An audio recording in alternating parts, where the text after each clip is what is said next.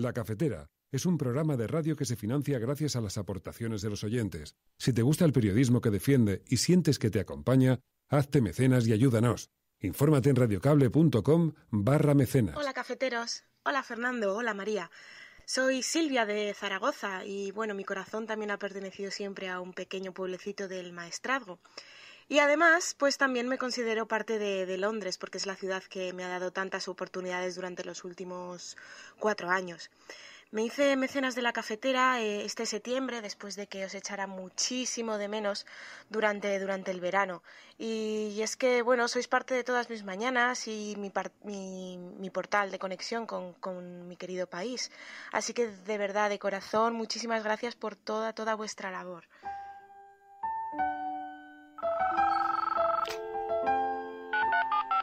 Son las 8:30 de la mañana. Las 7:30 en la Casa Museo de José Saramago, en Tías, Lanzarote. Buenos días, mundo. ¿Quieres un café?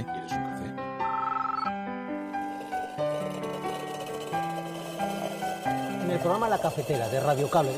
En una entrevista en Radio Cable. Durante 20 minutos en Radio Cable y dice todo lo que van a escuchar. Mañana en La Cafetera de Radio Cable. Radio Cable, que ha conseguido una auténtica primicia, ha entrevistado esta mañana y ha conseguido situar esa entrevista y lo que le ha dicho en los titulares de todos los digitales. La Cafetera. Dirige Fernando Berlín. Con María Navarro.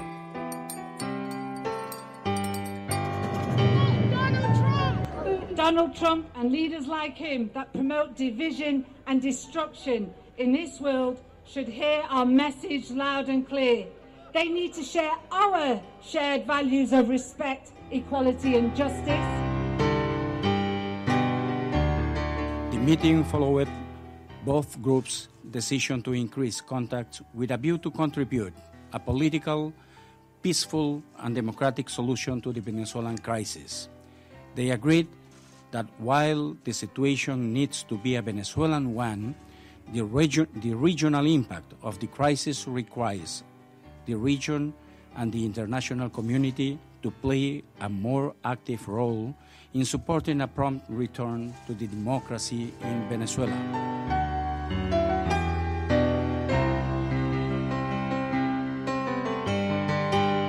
El socio preferente de Ciudadanos en cualquier negociación, allá donde se pueda, será el Partido Popular. Allá donde no se puedan llegar a acuerdos con el Partido Popular, se pueden intentar excepcionalmente acuerdos con el Partido Socialista, siempre que el Partido Socialista o sus dirigentes territoriales asuman estas condiciones políticas, estas condiciones programáticas que pondremos encima de la mesa.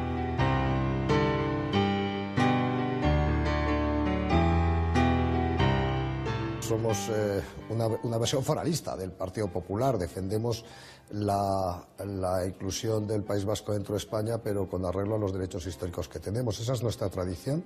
Es la tradición de los liberales vascos y la tradición de los liberales fueristas, y por tanto tiene un acento propio. Pero además pienso que en el País Vasco efectivamente no existen Ciudadanos ni Vox, no tienen ningún representante, no han sacado ni un concejal, por tanto carecen de cargos electos aquí. La situación puede ser distinta al sur del Ebro y en otros lugares, pero desde luego en el País Vasco construir una alternativa pasa necesariamente por el Partido Popular, y viendo también cómo es el sentimiento, pues porque hagamos claramente una apuesta por estar en la centralidad y por buscar la moderación.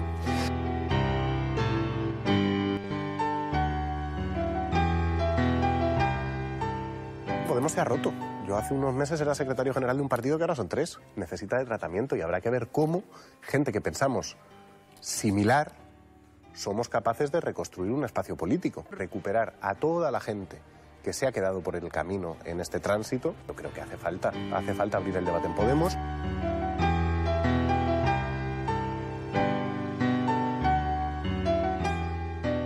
El grupo parlamentario Vox Andalucía va a solicitar la devolución de los presupuestos. Nosotros, después de haberlos estudiado y haberlos analizado, hemos llegado a la conclusión de que, lejos de ser unos presupuestos del cambio, no son más que un mero ejercicio de continuidad sobre lo que ya había. Son unos presupuestos que perfectamente podían haber sido presentados por un gobierno del Partido Socialista y de Ciudadanos.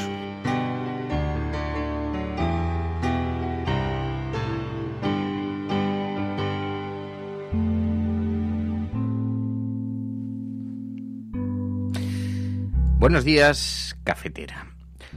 Hoy en el programa vamos a analizar la serie de televisión de HBO Chernobyl. Es una recreación sobre el accidente de 5 capítulos que ha heredado la legión de espectadores huérfanos que ha dejado Juego de Tronos.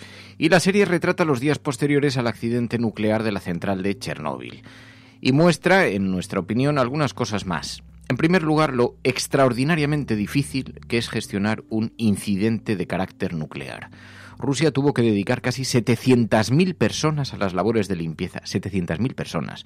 700.000 personas que tenían que exponerse a altas dosis de radiación. Además, centenares de kilómetros quedaron contaminados por partículas nucleares durante décadas, miles de personas tuvieron que abandonar sus hogares y nadie todavía se atreve a decir a ciencia cierta cuántas personas murieron por efecto de la radiación nuclear, como luego veremos. Y esa dimensión de lo ingestionable queda muy bien retratada en la serie.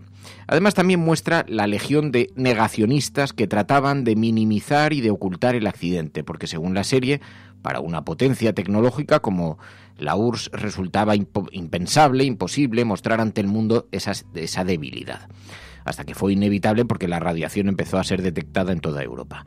La serie ha sido acusada además de caricaturizar en exceso el comunismo y de mostrar como trabajos forzados o engañosos a numerosos héroes anónimos que participaron presentándose voluntarios en las labores de limpieza de Chernóbil, sabiendo los riesgos a los que se exponían, los riesgos a los que esto implicaba. Y más allá de eso, que no podemos saberlo, lo que sí nos resulta singular es el equilibrio que están haciendo algunos periódicos de derechas para hablar de esta serie y de aquel suceso, porque por una parte se nota que ponen énfasis en atacar a las prácticas soviéticas y de ridiculizar tanto su tecnología como su capacitación para gestionar un accidente así, pero por otra parte, como se han declarado habitualmente pronucleares, tampoco pueden pasarse en exceso, no vaya a ser que los lectores empiecen a dudar del clima de seguridad que tantos años nos han vendido los pronucleares. Así que hoy vamos a hablar de esto. Lo vamos a hacer desde una perspectiva cinematográfica y desde la perspectiva del suceso, sin entrar en más profundidad en el debate, porque ayer cuando dije que lo haríamos se generó un debate al que me gustaría contestar brevemente, aunque sea, porque nos hablábamos sobre qué expertos deberíamos traer o no al programa, y hubo quien dijo, no traigáis ecologistas. Y es, en mi opinión, una falsa dicotomía que quiero aprovechar para contestar. Ya lo he expresado aquí en alguna ocasión, porque no me gusta la dialéctica científico-ecologista. Aquí nos preocupa mucho la ciencia, tanto que dedicamos un espacio los miércoles, y también el ecologismo, que le dedicamos otro espacio los lunes. Porque es una falsa dicotomía esta de la del científico versus ecologista. Hay numerosos ecologistas que son científicos. Paco Castejón, por ejemplo, lo es físico nuclear, y sin embargo durante años ha representado a ecologistas en acción.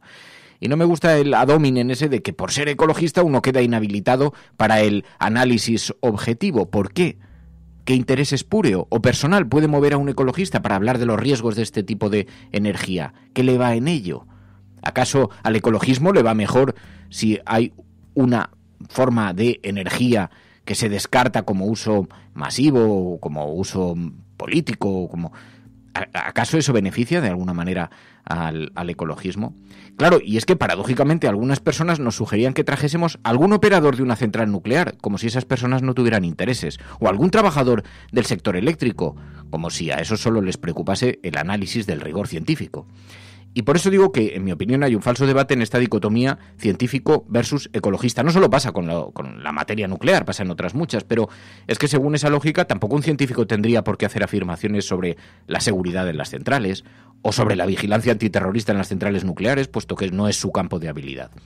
En fin, lo digo porque el ecologismo es una disciplina que abarca numerosos campos, no solamente el científico. Un ecologista puede ser físico nuclear, como Paco Castejón, pero además puede pensar que en el debate hay otros asuntos de consideración. Por ejemplo, el efecto social que puede tener una materia para el desarrollo, o para la solidaridad entre las personas, o para la economía local, o incluso para el modelo de sociedad que queremos que hereden nuestros hijos. Esas valoraciones no necesariamente tienen que tener aval en el campo científico, sino más bien moral. Porque según la ciencia, por ejemplo, es perfectamente posible acumular millones de residuos nucleares durante cientos de años. Tecnológicamente tenemos la capacidad para hacerlo, mientras que para algunas personas eso representa una inmoralidad y un riesgo impreciso. Así que haríamos muy mal en creernos esta batalla científicos versus ecologistas, porque, insisto, muchos ecologistas tienen formación científica, pero como este es un debate que no vamos a resolver hoy, y evidentemente cada uno tenemos nuestra posición en el programa, y yo estoy convencido de que habrá muchos oyentes que no coincidan en esto, pero Os invitamos en todo caso a que veáis la serie Chernobyl, saquéis vosotros vuestras propias conclusiones y en todo caso ya sabéis que os tiene que gustar más la generalidad que lo concreto del programa La Cafetera. Con la serie pasaréis unas horas muy didácticas, eso os lo aseguramos. Esto es La Cafetera, si lo estás escuchando, no estás sola.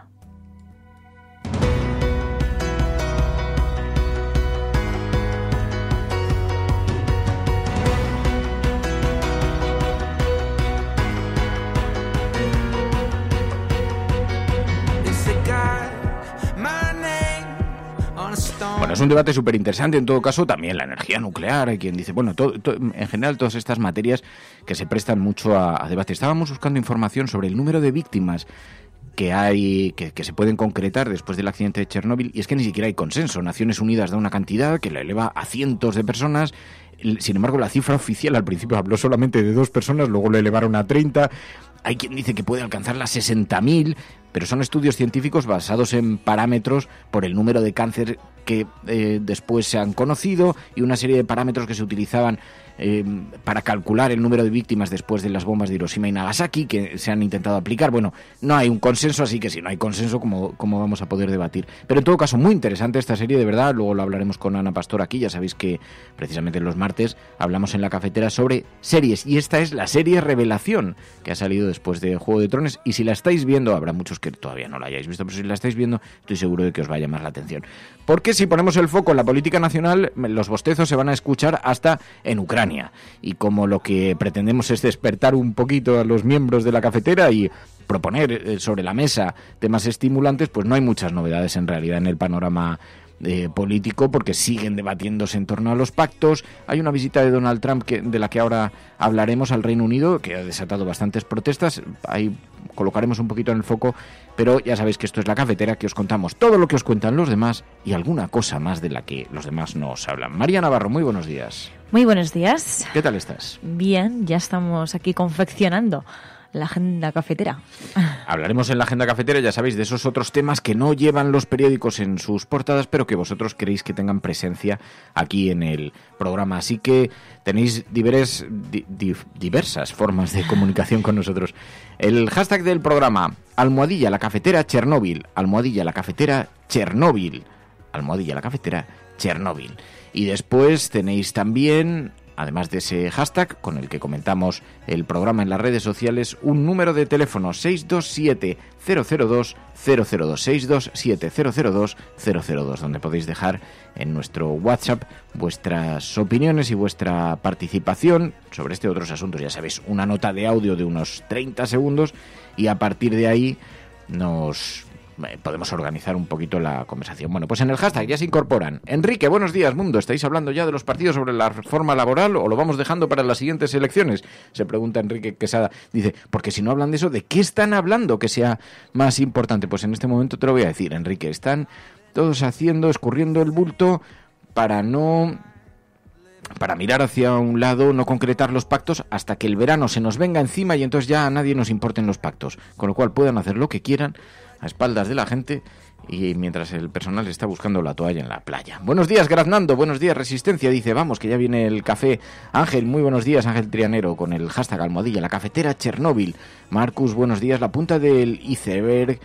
Elisa, buenos días, antifascistas, buenos días. Break the Rules, Juan Alix, Elens... Bueno, un montón de gente que se está incorporando, es que no entiendo, Vapeo Chisgarabis, que se está incorporando a esta hora en el programa utilizando ese hashtag en Twitter, almohadilla, la cafetera Chernóbil, porque si estás escuchando esto eres la Resistencia y no estás sola. Te esperamos ahí en el hashtag del programa, almohadilla, la cafetera Chernóbil.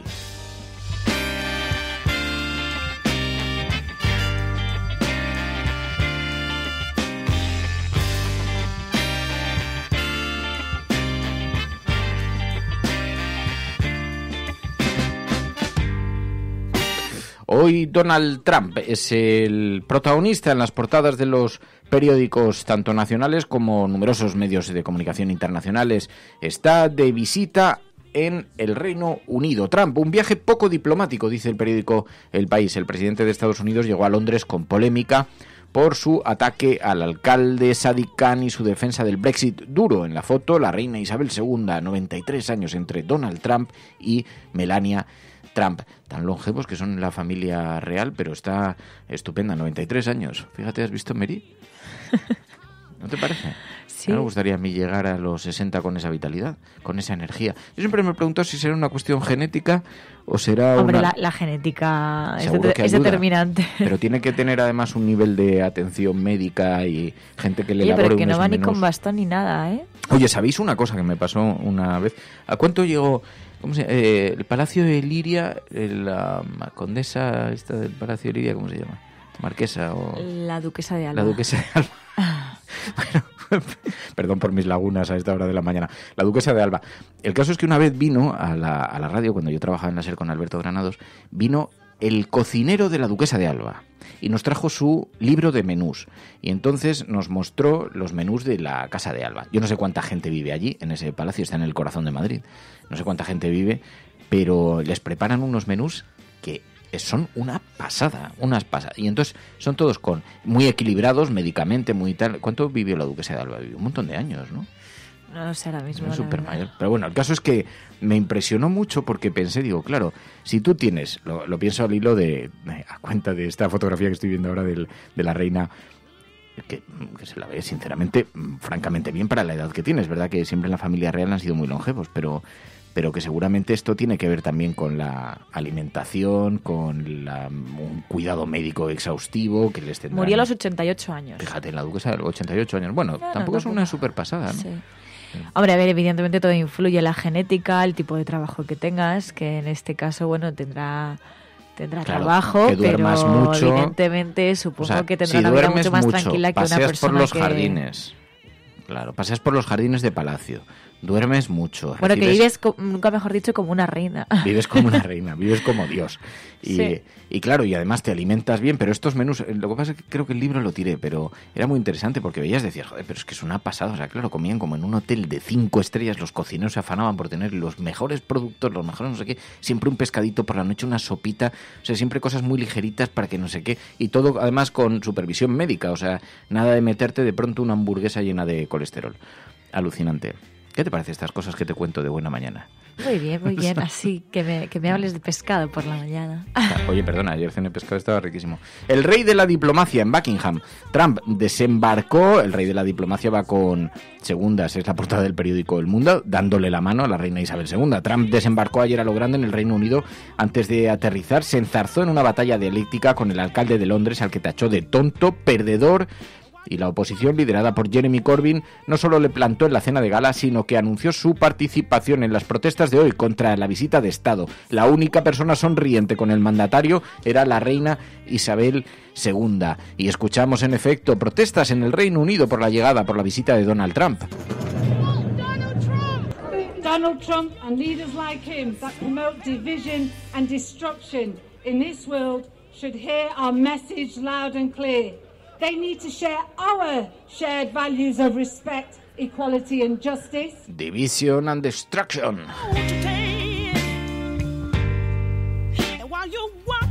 Pues hoy Donald Trump es imagen de portada en todos los periódicos, en todas las fotografías. Periódico El País, periódico El Mundo, periódico La Razón también. El enemigo americano, Donald Trump, que lanzó esos mensajes de apoyo al Brexit duro, y esto ha sentado muy mal en la prensa europea. Dice, polémica visita de Trump a Reino Unido. El enemigo americano, dice el periódico La Razón, desprecia a sus anfitriones con el apoyo a Farage e insulta al alcalde de Londres.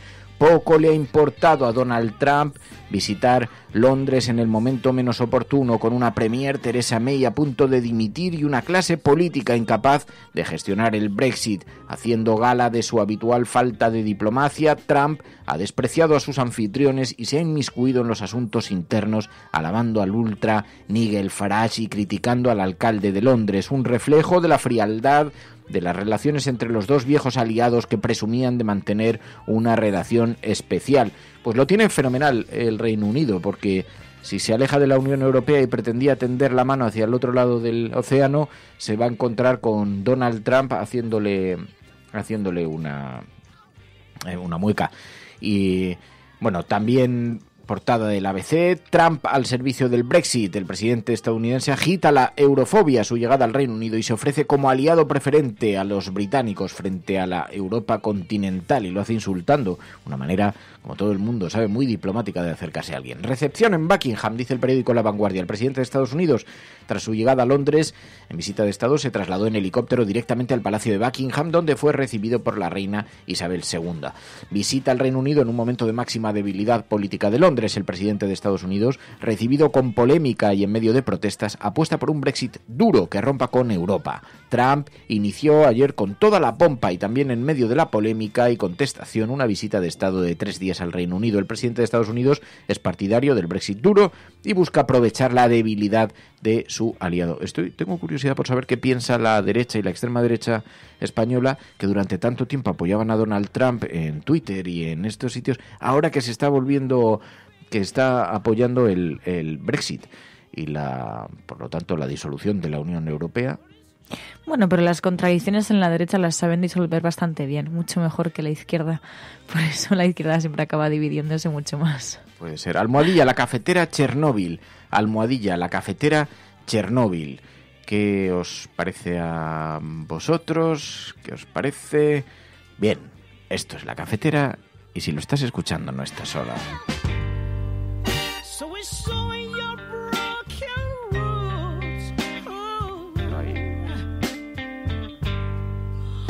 Bueno, pues eso en la portada de los periódicos, tema fundamental. Hoy es el tema protagonista en internacional, que, como digo, se encuentra hoy en todas las portadas de los periódicos, no solamente en nuestro país, porque lo hemos visto también en otros medios de comunicación. Hoy The Times, lo vemos a Trump en la cena de gala con la reina Isabel II en el banquete, en plena cena de gala, todo muy así, muy de Juego de Tronos, pues es las bodas de sangre. No voy a hacer ningún spoiler, pero puede ser interesante que veáis la serie por lo menos para que luego podáis comprender cuando hacemos estas alusiones así cinematográficas. Por cierto, ya tenemos película para el viernes. La película elegida es The Mine. Es algo así como mañana. Y es una película muy interesante porque es una película documental y donde nos va ofreciendo algunas soluciones precisamente al mundo este que estamos construyendo, y nos ofrece soluciones reales. Yo he empezado a verla y he visto prácticamente la mitad, y lo que pasa es que acabé muy tarde y hay que cuidar el sueño, que me lo ha dicho Google. Me he puesto una app que me dice: tienes que dormir, Berlín, acuéstate, cuida el sueño. Y os recomiendo que lo hagáis, es muy sano. Es muy sano, ¿no? Cuidar el sueño, sí. Tener una app de eso, sí. Y ya he decidido, además he tomado una decisión, sé que no es el momento de hablar de estas cosas, pero no tiene mucha importancia. He decidido que voy a hacer una cosa. A partir de ahora no voy a consultar Twitter a partir de las 8 de la tarde. Porque enseguida de pronto me subo a una polémica, voy pasando a otra y de pronto cuando me quiero dar cuenta has perdido un montón de tiempo, pero sobre todo acabas súper exaltado a última hora de la noche. Entonces lo mejor es que yo ya veo Twitter por las mañanas y a las 8 cierro el chiringuito, bajo la persiana, porque si no enseguida me pongo muy nervioso. Sí. Lo he decidido. Puedes dejar el móvil en un cajón. ¿Sabes que hay una cultura de esto ahora que se está extendiendo y que consiste en eso, en dejar el móvil en la entrada de casa y no volverlo a consultar hasta que sales? Esto es a lo mejor es más interesante tener 2 móviles, uno para las llamadas personales, pero bueno, lo dejas en la entrada para las llamadas. Pero como a mí me están entrando WhatsApp permanentemente, constantemente, de los 800.000 grupos estos de te entran un montón de mensajes y al final es que no puedes evitar, echas un vistacillo, a ver, así entre escena y escena, pero al final no te centras, ¿no? Bueno, son cosas que me vienen y las digo. Bueno, en las portadas de los periódicos está Donald Trump, como digo, en la celebración, en el encuentro con la reina Isabel II. Hoy en las portadas el enemigo americano. Y mientras tanto, además, en el capítulo internacional también hay alguna otra información. Continúan los debates en el entorno del Grupo de Lima y del Grupo Internacional de Contacto por una solución pacífica en Venezuela. Escuchábamos a Néstor Popolizio, diplomático peruano, también, que abogan por una salida diplomática para el conflicto enquistado en Venezuela. The meeting followed both groups' decision to increase contacts with a view to contribute a political, peaceful and democratic solution to the Venezuelan crisis. They agreed that while the situation needs to be a Venezuelan one, the regional impact of the crisis requires the region and the international community to play a more active role in supporting a prompt return to the democracy in Venezuela. Una crisis enquistada en Venezuela que no se resuelve y mientras tanto numerosos gobiernos internacionales que han hecho un manifiesto ridículo apoyando a un presidente autoelegido, Guaidó, que de momento ni es presidente ni nada, pero nos ha metido en una situación diplomática absolutamente absurda, insostenible, con un país que sigue siendo gobernado por Nicolás Maduro. Así que, bueno, ahora se ha pasado la página este asunto y entonces ya los medios no le prestan ninguna atención, pero si recordamos todas las grotescas actuaciones de los últimos meses en los que hemos visto incluso una supuesta entrada de ayuda humanitaria que no se sabía si era tal por las fronteras de Venezuela, con movimientos militares. En fin, grotesco, absolutamente, pero eso sí, una situación enquistada muy compleja en términos diplomáticos y políticos que nadie sabe muy bien cómo resolver y por eso está el Grupo de Lima y el Grupo Internacional de Contacto intentando buscarle una salida pactada, negociada a esta situación. Bueno, pues eso hoy no está en las portadas de los periódicos en España, pero sin embargo sí tiene un lugar en el panorama internacional porque ha sido protagonista en las últimas horas, en las últimas horas que podéis ver en los medios de comunicación, en medios como la BBC. Pues bien, esto es lo que se refiere al panorama internacional.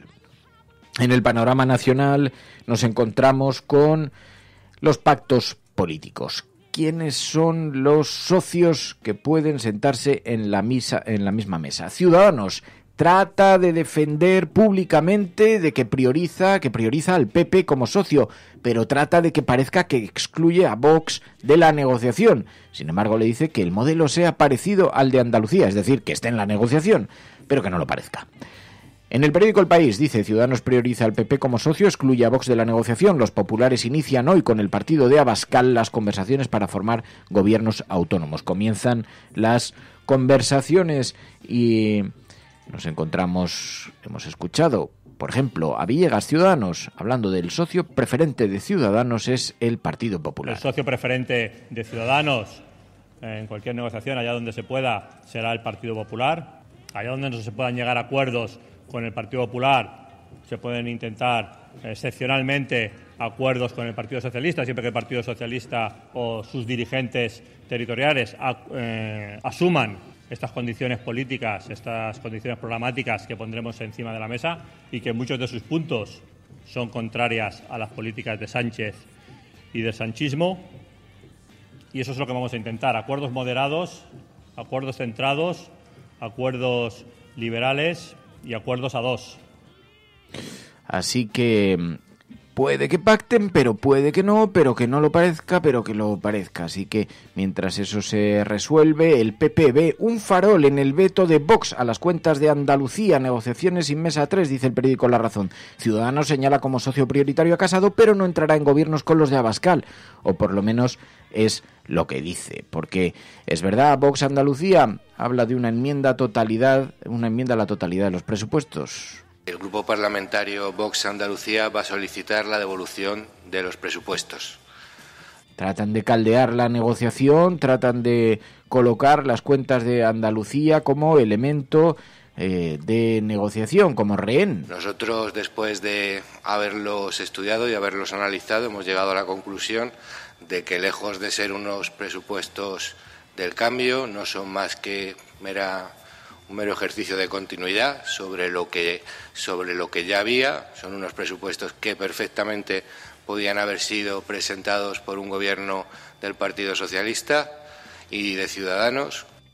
Así que está mostrando que están dispuestos a cualquier cosa, desde Vox, a paralizar incluso las cuentas de Andalucía si no se les hace más caso en las negociaciones generales. Según el periódico El País, Ciudadanos aprobó ayer por unanimidad de su dirección que el PP va a ser su socio preferente en las negociaciones para formar gobiernos autónomos y ayuntamientos, pero aceptó que se pueden abrir excepcionalmente negociaciones con los candidatos del PSOE, a quienes ya no se exigirá que abjuren de las políticas territoriales de Pedro Sánchez. El texto solo señala que los firmantes de los posibles pactos, dice El País, cumplirán y contemplarán la aplicación del artículo 155 en Cataluña en caso de que el Gobierno siga sin acatar el orden constitucional. La presión del sector más progresista de Ciudadanos y las reticencias de los liberales europeos llevaron también al partido de Albert Rivera a rechazar cualquier negociación con Vox, aunque sí aceptará su apoyo, como sucedió en Andalucía. Es decir, una auténtica mentira, porque lo que no puede es defenderse por una parte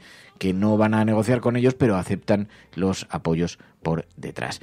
Y mientras tanto, polémica en el seno de Podemos. Ya lo sabéis, ayer escuchamos voces críticas en Podemos tras el resultado electoral del 26M. Escuchamos hablar a Ramón Espinar, que en una tribuna publicada en el diario.es pedía superar esta situación en la que se encuentra Podemos y en cierta forma parecía que se estaba postulando frente a Pablo Iglesias. Es lo que dice La Razón. Los varones avalan a Espinar frente a Iglesias, dice La Razón en el periódico El País. Iglesias desoye las críticas internas, no adelantará Vistalegre 3. Las voces críticas en Podemos arrecian, pero la dirección descarta adelantar la próxima Asamblea Ciudadana, Vistalegre 3. Ese foro sería el que podría renovar los cargos de dirección. El Consejo Ciudadano del sábado va a analizar la pérdida de votos en las generales, en las europeas, municipales y autonómicas, dice el periódico El País hoy en su portada. Es un asunto que también han llevado hoy numerosos medios a sus portadas. Lo veíamos en La Razón, lo veíamos en el periódico El País también, porque ayer fue la polémica del día. Escuchamos a Ramón Espinar en La Sexta. Podemos se ha roto. Yo hace unos meses era secretario general de un partido que ahora son 3. Necesita de tratamiento y habrá que ver cómo gente que pensamos similar somos capaces de reconstruir un espacio político, recuperar a toda la gente que se ha quedado por el camino en este tránsito. Yo creo que hace falta abrir el debate en Podemos. Así que Ramón Espinar se postula a abrir el debate en Podemos. Nadie sabe muy bien qué significa, si es que se está proponiendo realmente. Hay quien cree que detrás de esa operación señalan a Pablo Iglesias, que dicen estaría manejando a Ramón Espinar para que se haga con los disidentes. No lo sabemos, no lo podemos saber, porque además hemos intentado contactar con Ramón Espinar, pero no ha contestado, pidiéndole a ver si quería comparecer ante los oyentes de La Cafetera para explicarnos exactamente en qué consiste lo que está ocurriendo dentro de Podemos. Pero en fin, la situación en todo caso está agitada, está convulsa, como vemos hoy en la mayor parte de los periódicos, en la mayor parte también de los digitales, porque en todo caso no está solamente convulso en Podemos, está convulso en todos los partidos políticos. Hay quien me decía, ¿qué le pasa a Podemos? Digo, le pasa lo mismo que al resto de partidos, porque ¿qué ha sido de Soraya Sáez de Santamaría? ¿Alguien se acuerda? ¿Qué ha sido de Susana Díaz? ¿Alguien recuerda a Susana Díaz? Todas las batallas internas tienen consecuencias. Le pasa a Podemos, le ha pasado al Partido Popular, le ha pasado al Partido Socialista, le ha pasado a Izquierda Unida. ¿Alguien se acuerda de Cayo Lara? De lo que está ocurriendo. Así que la convulsión interna en los partidos políticos es producto de este momento, de gran momento de cambio, derivado del 15M, emanado del 15M, que exigía un cambio completo y una revolución en las estructuras políticas. Se ha dado en unas direcciones o en otras, pero sobre todo se ha agitado el árbol. ¿Qué consecuencias tendrá para el futuro? No lo podemos saber, pero que forma parte de la normalidad de la vida política, eso sí lo sabemos. Dice el diario.es, la dirección de Podemos evita confrontar con Espinar en un momento clave para las negociaciones con el PSOE. Espinar, que pedía en el diario.es abordar el fracaso de Podemos. También en el diario.es, Ciudadanos traslada al PP la presión de convencer a Vox para que no entren los gobiernos que pacten las derechas, pero veremos a ver hasta qué punto Vox se puede enfadar. Además, en la portada de Infolibre, Ciudadanos deberá decidir en 11 capitales de provincia si pacta la alcaldía con la ultraderecha. Si hace esto, ¿qué ocurriría en su alianza con Manuel Valls? Manuel Valls estaría dispuesto a mantener su alianza con Ciudadanos después de un pacto con la ultraderecha, pues difícilmente lo podemos imaginar. En el confidencial.com, Rivera silencia a los críticos y reta a Vox. pacto a la andaluza o gobierna la izquierda. Garicano e Igea, derrotado en una ejecutiva a mano alzada. Desde la ejecutiva insisten que no es un farol. Entienden que el partido Abascal no puede ni debe tener el mismo peso que PP y Ciudadanos, dice elconfidencial.com hoy en su portada. Dice, pero el modus operandi será como el de Andalucía. Conversaciones con el PP para un acuerdo de gobierno después que presentarán al resto de partidos. Esto dice elconfidencial.com.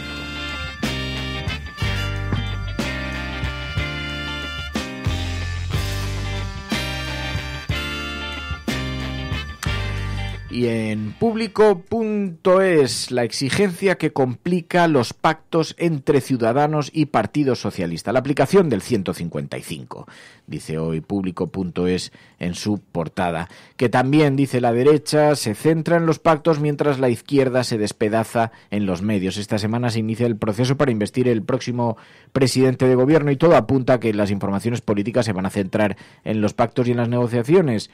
Pero la dirección de Podemos evita la polémica, se concentra en las negociaciones, aunque las críticas internas vuelven a ocupar el foco mediático, dice hoy en su portada público.es en un análisis muy interesante de Beatriz Asuar Gallego. Así que polémica en el seno de la izquierda mientras se está midiendo la fuerza con la que pueden exigir al gobierno, y esta posición les debilita, les puede exigir al gobierno si entran o no en los ministerios. ¿Qué va a hacer Pedro Sánchez? Porque después del resultado electoral optará por cederle ese espacio a Podemos. Habrá esa lealtad que parecía haber manifiesta antes de las elecciones. Pedro Sánchez cumplirá con eso que parecía un acuerdo tácito entre ambas formaciones, incorporarles al gobierno. Parece que en las horas antes de las elecciones se especulaba mucho con eso. Se decía, no, hay una verdadera convicción en el núcleo de Pedro Sánchez, más allá en el Partido Socialista son otras palabras, pero en el núcleo de Pedro Sánchez de que hay que incorporar a Podemos dentro de los ministerios, aunque no sea con una figura tan emblemática como Iglesias, pero sí algún personaje, algún político destacado. Pero después del resultado electoral esto ha cambiado, aprovechará el Partido Socialista para intentar debilitar a Podemos, actuará con una cierta lealtad por haberle apoyado y por haberle sostenido tras la moción de censura. En fin, no lo sabemos. Bueno, esto es en lo que se refiere a las portadas de los periódicos. Luego vamos a hablar de la agenda cafetera, las noticias que queréis, pero vamos a daros un rato para que nos sigáis enviando noticias que queréis que tengan protagonismo aquí en la cafetera. Y mientras tanto, si queréis, abrimos ese paréntesis que abrimos todos los martes en nuestro programa para hablar de series, pero además eligiendo siempre series que tengan una lectura pues que sea costumbrista, que nos permita conocer un poco más a través de la cultura audiovisual a nuestra sociedad, y hoy eligiendo una serie que nos ha gustado mucho. ¿Os acordáis? El accidente de Chernóbil. La Cafetera y Neutral presentan Plata o Plomo. El mundo en series. En el Juego de Tronos o ganas o mueres. Con Fernando Berlín y Ana Pastor. ¿Sabes dónde estás? Es una radio pirata. De la zona neutral. Nos recuerda un poco por qué luchamos. La noche es oscura y alberga horrores. La noche es oscura y alberga horrores. Nada cambia de golpe. Si estuvieras en una bañera que se calienta poco a poco, morirías hervida sin darte cuenta. Estamos juntos. Somos un trío. ¿Nosotros vivimos románticamente juntos? Hola, habla con Walter White. Usted dijo que estaba casi muerto, ¿vale? Dijo que moriría en cualquier momento. Éramos capaces de ser y hacer todas esas cosas porque estábamos informados por grandes hombres, hombres reverenciados.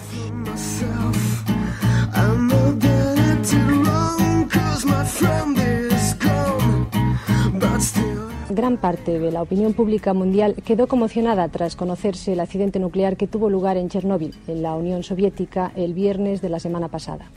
Hasta el momento, las autoridades soviéticas solo reconocen 2 muertos y 197 heridos. La prensa norteamericana calcula que las víctimas pueden ser varios centenares. Sin embargo, el accidente de Chernóbil que tuvo lugar en el año 1986 y que ahora ha sido llevado a la pequeña pantalla con esta miniserie de HBO, Chernobyl. Ana Pastor, Plata o Plomo, El Mundo en Serie. Buenos días. Muy buenos días. Qué ganas tenía de empezar. Había leído tanto de ella que todavía no la he terminado, pero me está gustando mucho. Dicen que es la gran sucesora de Juego de Tronos, ¿no? Bueno, sobre todo porque como ya no tenemos Juego de Tronos, claro, nos hemos quedado huérfanos. Recomiendo mucho, por cierto, el documental de cómo se ha hecho la última temporada, todo un homenaje a los equipos de producción tan necesarios en televisión en general y en particular en las series, pero es verdad, nos hemos quedado huérfanos y tenemos, bueno, yo tengo varias en marcha, pero desde luego esta, pensé, fíjate, antes de leer sobre ella, pensé que estaban haciendo documental de 5 capítulos y no, es ficción, obviamente basada en hechos reales. Basada en hechos reales, está basada en la historia de un libro, ¿no? María Navarro.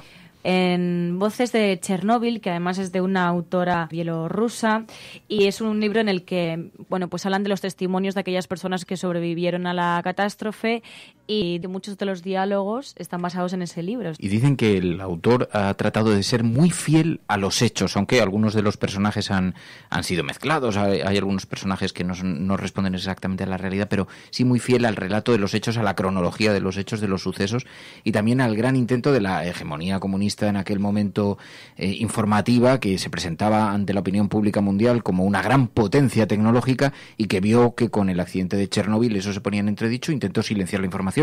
Por eso ese fragmentito que hemos escuchado de televisión española hablaba de la contradicción en las noticias que se estaban conociendo. Siempre que ocurre un incidente nuclear se desconoce una buena parte de esto y siempre hay una gran confusión informativa, pero a mí me ha parecido maravillosa. Yo no sé qué te ha parecido a ti, Ana. Maravillosa. Solo me desconcierta, y lo ha comentado y lo está comentando ahora mismo mucha gente también en Radio Cable y en Neutral, es el tema del idioma. Es decir, es una serie que te está relatando algo que ha ocurrido en la Rusia comunista. Todos los actores, igual alguien me corrige, pero la gran mayoría son anglo, o sea, ingleses o americanos. Es una serie americana y, claro, no hay deje ruso por ningún lado en el idioma. En fin, que no sé si se podría haber hecho una serie en ruso. Lógicamente el impacto, seguramente por la cantidad de actores buenísimos también que hay, que conocemos del mundo anglosajón. Eso es lo que me ha desconcertado, que ni siquiera hacen una concesión, digamos, ¿no?, al idioma o al acento, ¿no? Pero dicho lo cual, la serie es fantástica, el casting es brutal y me parece que está muy bien esa atmósfera asfixiante que retrata, por ejemplo, entre las familias cercanas, lo que está ocurriendo en Chernóbil y desde luego el tema de la propaganda. Creo que es un retrato que va a ser polémico seguramente por cómo el comunismo trató de tapar esto, que era más que un fracaso, porque era un desastre a todos los niveles, pero bueno, creo que también va a dar mucho de debate, que eso también está muy bien. Pero había gente que decía, bueno, pero es que ¿cómo deja el comunismo? A ver, es una serie de producción norteamericana que también maneja los fantasmas retóricos que maneja, y en todo caso es verdad que se produjo un proceso de ocultación informativo en muchas cosas, aunque lo que revela la serie, digamos que es una fotografía de cómo se produjo el accidente y de la de miles de voluntarios que hicieron falta para contener todas las emisiones tóxicas nucleares que se estaban voluntarios, que ahí hay ¿no? parte de la polémica, ¿no? Hasta qué punto la serie arranca en el punto cero del desastre, que es la explosión. Las primeras dudas apuntan así, la explosión y el fuego está en el núcleo. El núcleo es, en fin, lo peor que te puedes imaginar. No quieren creerlo al principio y mandan, efectivamente, voluntarios. Habrá quien lo pueda defender. Yo, por lo que se sabe y por supuesto por lo que retrata la serie, cuesta creer que alguien quiera acercarse al núcleo donde te empiezas a descomponer realmente, porque te vas acercando al lugar donde se ha producido todo, ¿no? Pero bueno, al margen de eso, es verdad que es un trabajo también. Me parece que el otro día que hablábamos con alguien que había trabajado en el tema de los zombies y los caminantes en Juego de Tronos, me parece que está muy bien también hecha la serie desde el punto de vista físico, ¿no? Del deterioro físico que sufren en el minuto 1 que se acercan a ese lugar y, por supuesto, el impacto que ha tenido en generaciones y generaciones en la zona con el tema del cáncer. Toktunov y tú lo habéis hecho estallar, idiotas. No, eso no es cierto. Esto es una emergencia. Mantened la calma. Nuestra mayor prioridad es... ¡Ha explotado! Lo sabemos. Akimov, ¿estamos refrigerando el núcleo? Lo intentamos, pero las barras siguen en marcha. No están insertadas del todo. Desconectaré los servomotores desde la consola auxiliar. Vosotros abrid las bombas de apoyo. Necesitamos que el agua fluya por el núcleo. Es lo más importante. ¡Ya no hay núcleo! ¡Ha explotado! ¡El núcleo ha explotado! Está en shock. Sacadlo de aquí.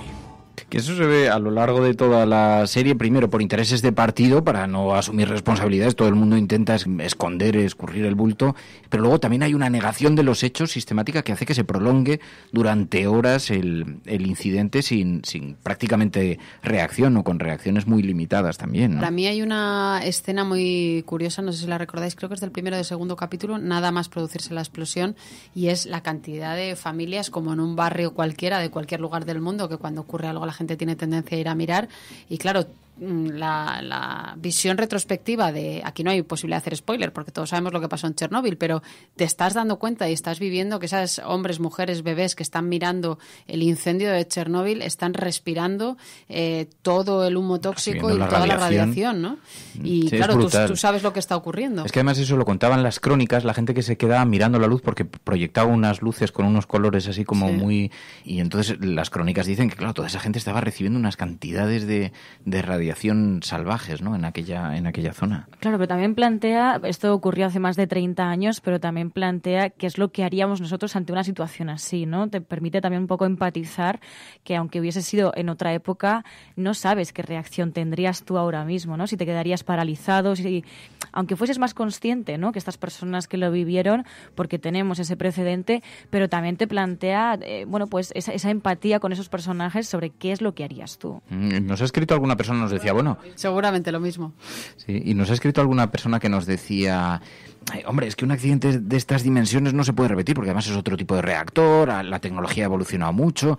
No, si el problema lo que revela es la dimensión tan gigantesca y tan incontrolable una vez se ha producido un incidente. Da igual la naturaleza del incidente, puede ser como en este caso por negligencia, por concatenación de errores, o por un atentado terrorista, o por un tsunami como ha ocurrido con Fukushima. El problema es que una vez desencadenado, no hay manera de controlarlo. Y vemos, la serie eso lo retrata muy bien, al final llega un momento que dicen, tenemos que enviar unos 700.000 hombres que no sabemos cuántos morirán, pero ¿cuántos? Decenas de miles seguramente para conseguir tapar el reactor y que trabajen inmediatamente sobre el reactor. O sea, ves la dimensión de una cosa de este tipo, ¿no? Y luego me parece que está muy bien también retratada la parte más humana, ¿no? Uno de los protagonistas, entre comillas, ¿no? Es ese bombero que acude porque es bombero y porque vive cerca y porque es su trabajo y va viendo como todos sus compañeros alrededor, solo con tocar parte del material que ha salido despedido en la explosión, pues pierden la mano y a partir de ahí todo lo que sucede, ¿no? Y esa historia yo creo que retrata muy bien la parte humana de esa época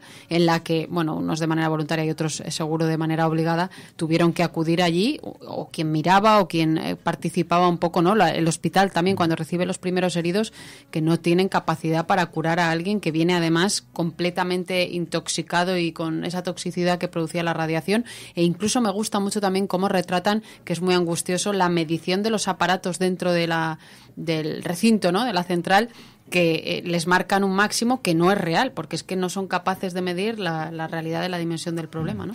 El hospital más cercano al que llegaron los bomberos después de aquella actuación, hay una escena que sale retratada en la serie donde se quitan los trajes y donde se retiran los trajes. Bueno, pues ayer nos escribió alguien y nos enviaba el vídeo rodado hoy por unos expertos acercándose a los sótanos de ese hospital donde todavía están esos trajes, que siguen emitiendo una cantidad de radioactividad bestial y se acercan con los aparatos y revientan los índices precisamente porque quedaron completamente contaminados.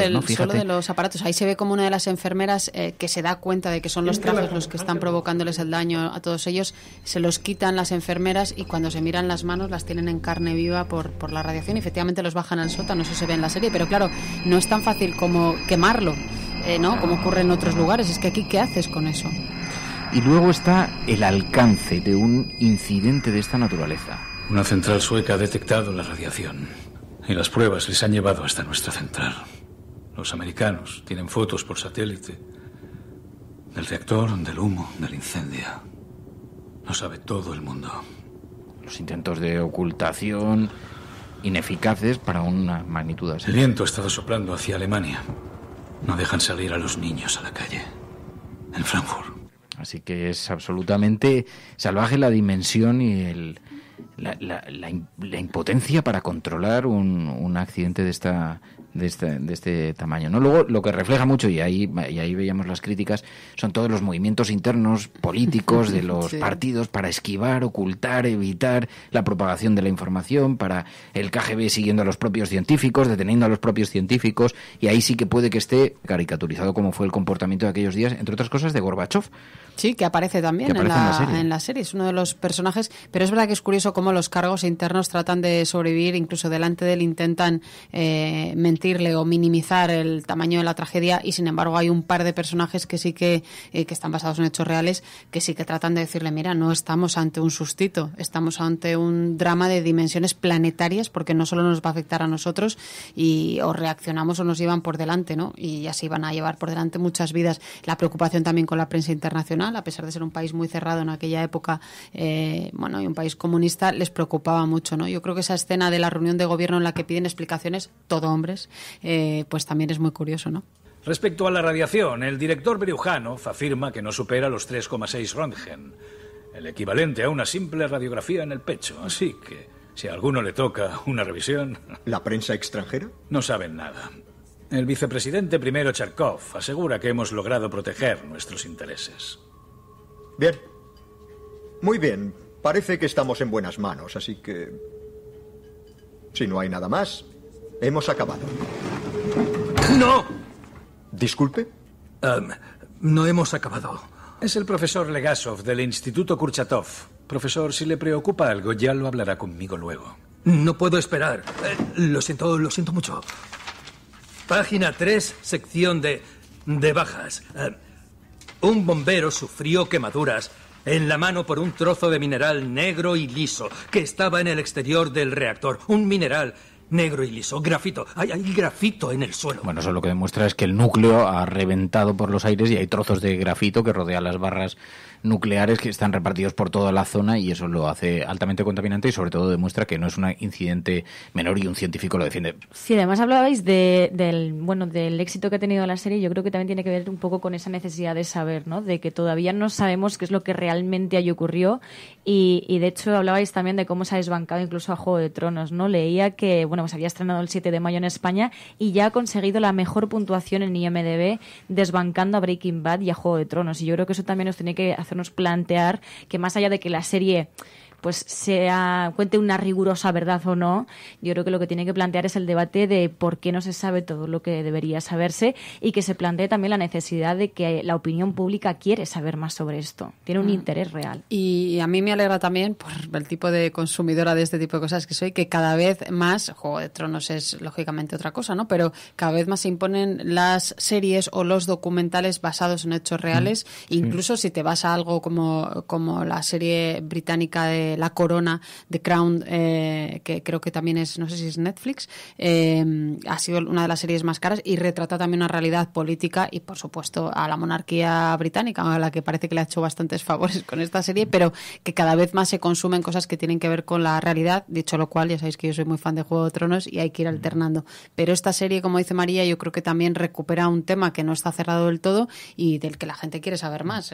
Hombre, es una oportunidad desaprovechada para hacer una cosa que sea estrictamente fiel, porque sería un gran documento que podría serlo. A lo mejor es imposible hacer una cosa estrictamente fiel a la realidad y ficcionarlo, pero que se abra el debate sobre un suceso como el de Chernóbil. Sí, sobre las centrales nucleares en sí, que esto es una cosa que yo sé seguro, que en la cafetera lo tocáis muy a menudo, pero es verdad que este tema reabrirá de alguna manera. Y luego me sorprende también mucho, antes decíamos lo del idioma y el elenco y el origen americano, el director o el responsable de guión es un tipo que viene a hacer Scary Movie, y a mí me sorprende, ¿no?, la evolución de alguien que puede caer en un proyecto como este, y me sorprende para bien, ¿eh? No... Sí, porque además yo he leído alguna entrevista que dice que se había tomado mucho trabajo, muchas molestias en ser especialmente riguroso en el tratamiento de los hechos, así que probablemente ha intentado dar ese paso del humor. No sé si ha tenido trabajos intermedios que lo sostengan, pero para que nadie le pueda buscar precisamente ahí muchas fisuras, ¿no? Que las mayores fisuras que se le han encontrado es si está legitimando, ¿no?, el discurso anticomunista, cosas de esa naturaleza, que en realidad revela cosas que yo creo que sí que son interesantes. La pelea de los burócratas frente a los técnicos, a los científicos, por ejemplo, ¿no? Vicesecretario Garanin. Este es el motivo por el que los científicos caen mal. Cuando hay que curar a alguien, ¿dónde están? En su laboratorio, enfrascados en sus libros, y la abuela muere. Pero cuando no hay problemas, salen a propagar el miedo. Sé lo de Chernóbil. Ah, Sé que el núcleo está parcial o completamente al descubierto. no sé de qué me habla. Y si no distribuye cápsulas de yodo y evacúa la ciudad, cientos de miles se enfermarán de cáncer. Y sabe Dios cuántos morirán. Sí, muy bien. Ha habido un accidente en Chernóbil, pero el problema está solucionado. Y yo le digo que no. Prefiero mi opinión a la suya. Soy física nuclear. Y antes de ser vicesecretario, usted fabricaba zapatos. Sí. Antes fabricaba zapatos. Y ahora mando. Por los obreros del mundo. Y los cargos, ¿no? Es muy interesante cuando tú decías el choque de burócratas y técnicos en mitad de una discusión muy técnica, alguien que pregunta, ¿pero usted qué es? Y dice, yo soy ingeniera. Ingeniera, experta en temas nucleares. Me puedes rebatir si quieres, pero tú solo eres un político y en este caso además un político puesto a dedo, ¿no? Pero luego empiezan a surgir un montón de problemas, un montón de inconvenientes cuando están trabajando en las tareas de extinción, primero del incendio, después de la explosión, después de las consecuencias de la contaminación, y se dan cuenta que el núcleo se está fundiendo, que va a alcanzar unos tanques de agua que tiene debajo y que si alcanza esos tanques de agua la dimensión del accidente puede ser absolutamente descontrolado. La explicación que hacen es demoledora porque ahí es cuando te pones en la dimensión de esto es lo que ocurriría y no hay manera de controlarlo. Cuando la lava entre en los tanques, hará que se sobrecalienten y evaporen aproximadamente 7.000 metros cúbicos de agua, causando una importante explosión térmica. Sea más precisa. Nuestras estimaciones son entre 2 y 4 megatones. Arrasará absolutamente todo en un radio de 30 kilómetros, incluidos los 3 reactores que quedan en Chernóbil. Entonces todo el material radiactivo de los núcleos será eyectado con virulencia y propagado por una gran onda sísmica. Puede alcanzar aproximadamente 200 kilómetros y podría ser letal para la población total de Kiev y gran parte de la de Minsk. La liberación de radiación será inmensa e impactará sobre la Ucrania soviética, Letonia, Lituania, Bielorrusia, así como Polonia, Checoslovaquia, Hungría, Rumanía y la Alemania Oriental. Así que estuvieron cerquísima de la gran hecatombe nuclear. Buscaron a 3 voluntarios que enviaron a la muerte, sabían que iban a morir, para que abrieran esos tanques de agua y lo vaciasen. Eso forma parte de la historia real. No se sabe qué pasó después con aquellos voluntarios, pero se sumergieron en las aguas radioactivas de Chernóbil para abrir los tanques y liberar de esa posible hecatombe nuclear, y consiguieron. Porque en realidad la limpieza de Chernóbil también es la historia de un montón de héroes, de gente que anónimamente, porque en aquel entonces la información estaba muy controlada allí, pero que anónimamente lucharon por apagar y contener aquello. Algunos engañados, cuentan las crónicas, pero otros voluntariamente, también lo dicen las propias crónicas. Yo me pregunto cómo sería hoy en día, que esperemos que no, pero con las redes, ¿no? ¿Cómo sería una tragedia de este tipo? Tendríamos fotos en tiempo real lo de vimos esa con Fukushima. Vimos la explosión prácticamente en directo. En tiempo real, efectivamente. Es verdad que se ha dicho que no es exactamente lo mismo el origen, desde luego, ni claro, esto de Chernóbil han pasado tantísimos años que incluso quiero pensar que el nivel de protección que hay ahora y de amortiguación de un desastre como este sería otro, ¿no? Pero bueno, ya hemos visto con lo que pasó en Fukushima. Claro, hoy en día, incluso por cada año que pasa desde Fukushima, el timeline que tendríamos sería brutal, ¿no? De las propias imágenes y de todo, ¿no? Porque es muy difícil controlar también eso desde la censura, ¿no? Bueno, y yo creo que ya solamente por intentar comentarlo por redes sociales, la confusión informativa sería todavía incluso mayor, a lo mejor, ¿no?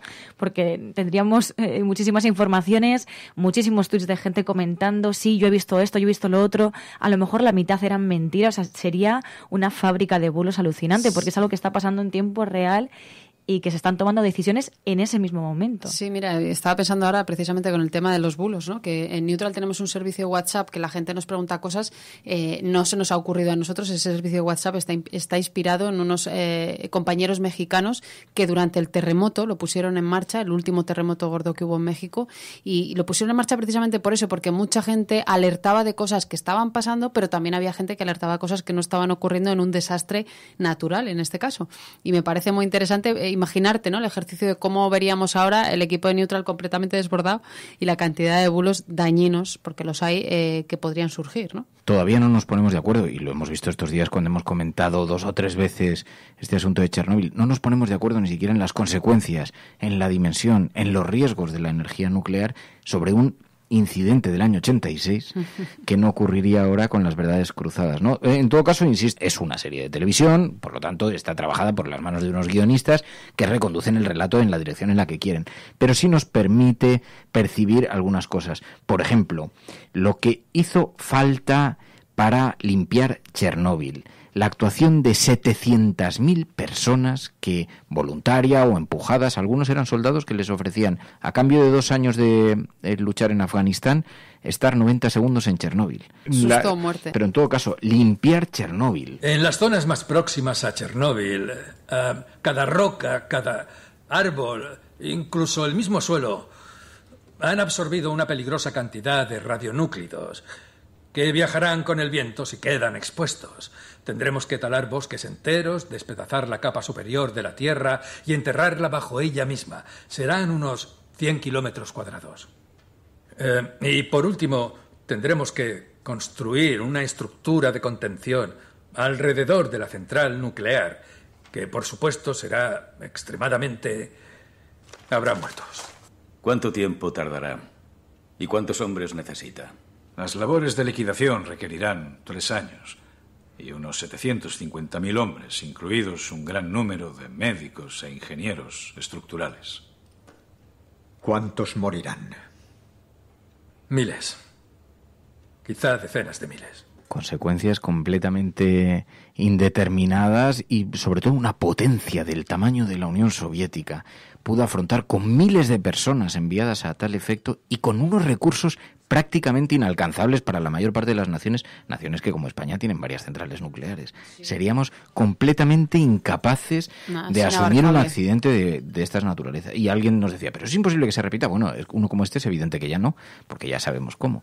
El problema son que otros riesgos existen que no sabemos. Y también provocados por la propia naturaleza, ¿no? Estaba recordando en Irán, cuando yo estuve hace ya muchos años, acaba de haber un terremoto también, que la zona es propicia para ello, y hay una central en la zona, ¿no? Entonces también había mucha preocupación, recuerdo entonces, en el gobierno de Ahmadinejad por el impacto que podía tener si realmente se acercaba otro terremoto mucho más a la zona donde hay una instalación tan peligrosa como esa. Yo ya no voy ni a los accidentes naturales, solamente la protección antiterrorista de una central de estas, el daño que se causaría sería de una dimensión tan gigantesca que es incontrolable los efectos, ¿no? A mí me parece que eso en la serie lo explica muy bien, pero bueno, es una buena serie. Buena serie. Me gustaba mucho. Pues nada, para la semana que viene. Y la semana que viene, ¿qué? Yo creo que tenemos ahí, María me mira con una... Tenemos el cuento de la criada, María, sí. Corrígeme, ¿esta semana? Sí. Vale. Y tenemos también otro estreno que ahora no recuerdo, que había también pendiente. Paquita Salas, la vamos a reservar para el 20 y tantos de junio, con alguna sorpresa divertida, pero creo que estos próximos días habrá otro estreno más, así que vamos a estar ahí pendientes, porque yo creo que hay variedad suficiente. Ana Pastor, Neutral, El Mundo en Series, plata o plomo. Gracias. Gracias. Gracias. We will make America safe again. And yes, together we will make America great again. No puede estar de moda ser izquierdas, pues si es uno carca. Están todo el día con la guerra del abuelo, con las fosas de no sé quién. Aprovechen estos meses de gobierno Frankenstein para que no se pueda defender la libertad y la unión. Acosen a la gente estos meses. Es usted un provocador. El discurso que ha hecho usted aquí es más propio de un fascista que de un demócrata.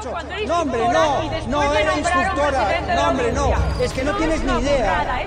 Pero este no es momento ni de siglas ni de partidos políticos. El enemigo es Daesh, el terrorismo yihadista. Yes, we did. El cielo no se toma por consenso. El cielo se toma por asalto. Bienvenidos a la... Más allá de la agenda setting, está la agenda de los oyentes de La Cafetera. Buenos días, cafetera. Parece como broma. Que es la única salida al problema territorial. Tu colaboración es importante. Ayúdanos retuiteando la dirección de este programa. Hagamos que se nos oiga. Hagamos que se nos conozca. Radiocable.com.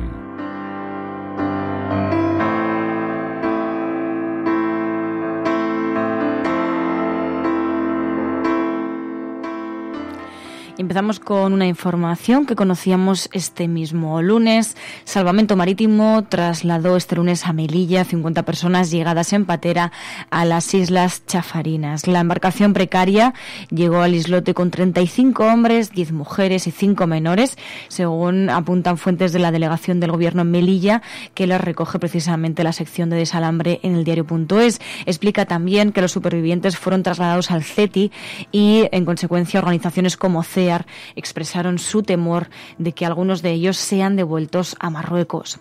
Y en esta línea nos enviaba Galgo Callejero una información que está circulando mucho por la red, y es que un grupo de abogados pide a la Corte Penal Internacional que se investigue a la Unión Europea por crímenes contra la humanidad por su política migratoria. Lo han recogido varios medios en sus versiones digitales, y es que efectivamente un grupo de abogados internacionales quiere sentar a la Unión Europea en el banquillo por su política migratoria en el Mediterráneo.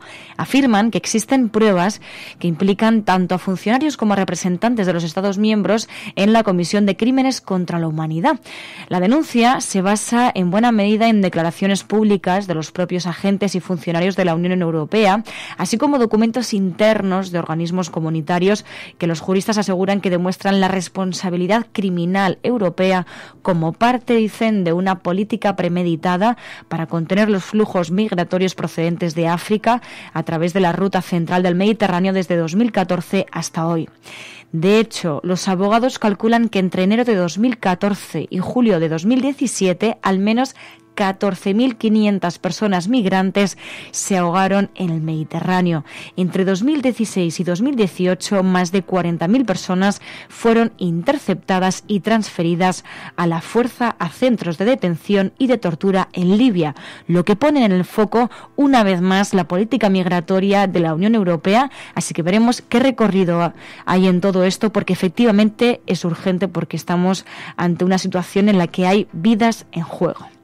Pero también, en otro orden de cosas, Emiliano nos enviaba la información que tiene que ver con la exhumación de Franco, y es que ayer conocíamos que el Supremo decidirá este mismo martes si paraliza la exhumación de los restos de Francisco Franco.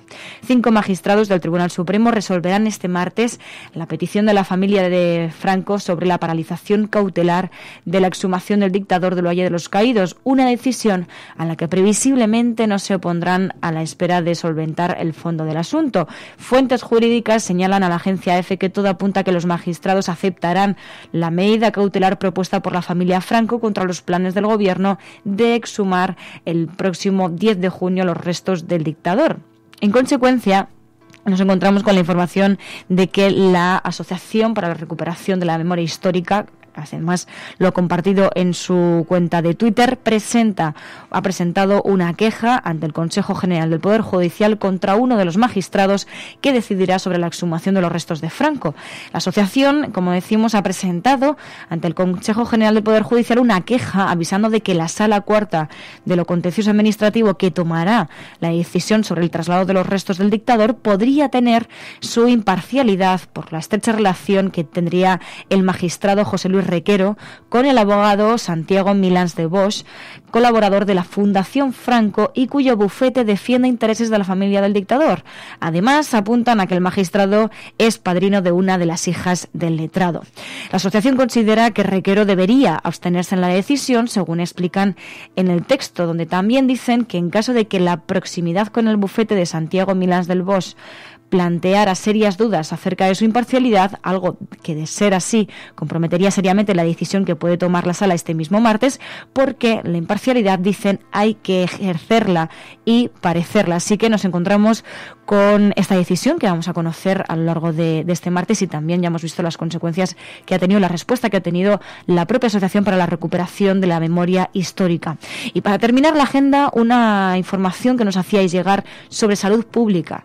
Sanidad estaría estudiando que los preservativos sean gratis, según apunta la secretaria del Plan Nacional sobre el SIDA. El Ministerio de Sanidad estudia la gratuidad de los preservativos para prevenir enfermedades de transmisión sexual como el VIH. Se trata de una propuesta que está de momento, dice, muy inmadura y cuya financiación es una cuestión que se encuentra en discusión. Así lo aseguraba Julia del Lamo, secretaria del Plan Nacional sobre el SIDA, que también informó de que en los últimos años no se ha reducido el número de nuevos diagnósticos de VIH en España, que ronda los 4.000 anuales. Una realidad que a su juicio responde a distintas razones, como la de la necesidad de diagnosticar y tratar a todas las personas con el virus. En este sentido, señaló que según diferentes modelos matemáticos, uno de los objetivos de la ONU para 2020, que es conseguir que el 90% de las personas con VIH estén diagnosticadas, no va a conseguir revertir y disminuir la incidencia, con lo que habría que llegar al 95%, porcentaje que Naciones Unidas se ha fijado como reto para 2030. Así que nos encontraríamos con que se podría estar estudiando en España esa medida de salud pública. Drift away, speak to my heart, reminding me that I belong. La Cafetera es un programa de radio que se financia gracias a las aportaciones de los oyentes. Si te gusta el periodismo que defiende y sientes que te acompaña, hazte mecenas y ayúdanos. Infórmate en radiocable.com/mecenas. Pues veo que está muy agitado el hashtag con el asunto de Chernóbil y no es para menos. La verdad es que la serie es muy efectista y además pues revela muchas cosas y la verdad es que es muy impresionante. Nos están llegando algunos mensajes de audio al teléfono 627 002 002 627 002 002, que ya sabéis que es el WhatsApp del programa y donde podéis enviar vuestros mensajes de audio en el 627 002 002. Así que porque, bueno, incorporamos a esta hora a Pilar de la Peña también. Buenos días, Pilar. Hola, buenos días. Tenía yo interés en hablar contigo porque estaba viendo en la prensa todo el follón este de la visita de Donald Trump, que ha empezado con un tropezón, ya ha empezado lanzando al alcalde de Londres, lanzándole sus exabruptos, ¿no? Ha empezado bastante como es el personaje, como es Donald Trump, como un elefante en la cacharrería. También es un poco el tipo de visitas que parece que le gustan al presidente norteamericano.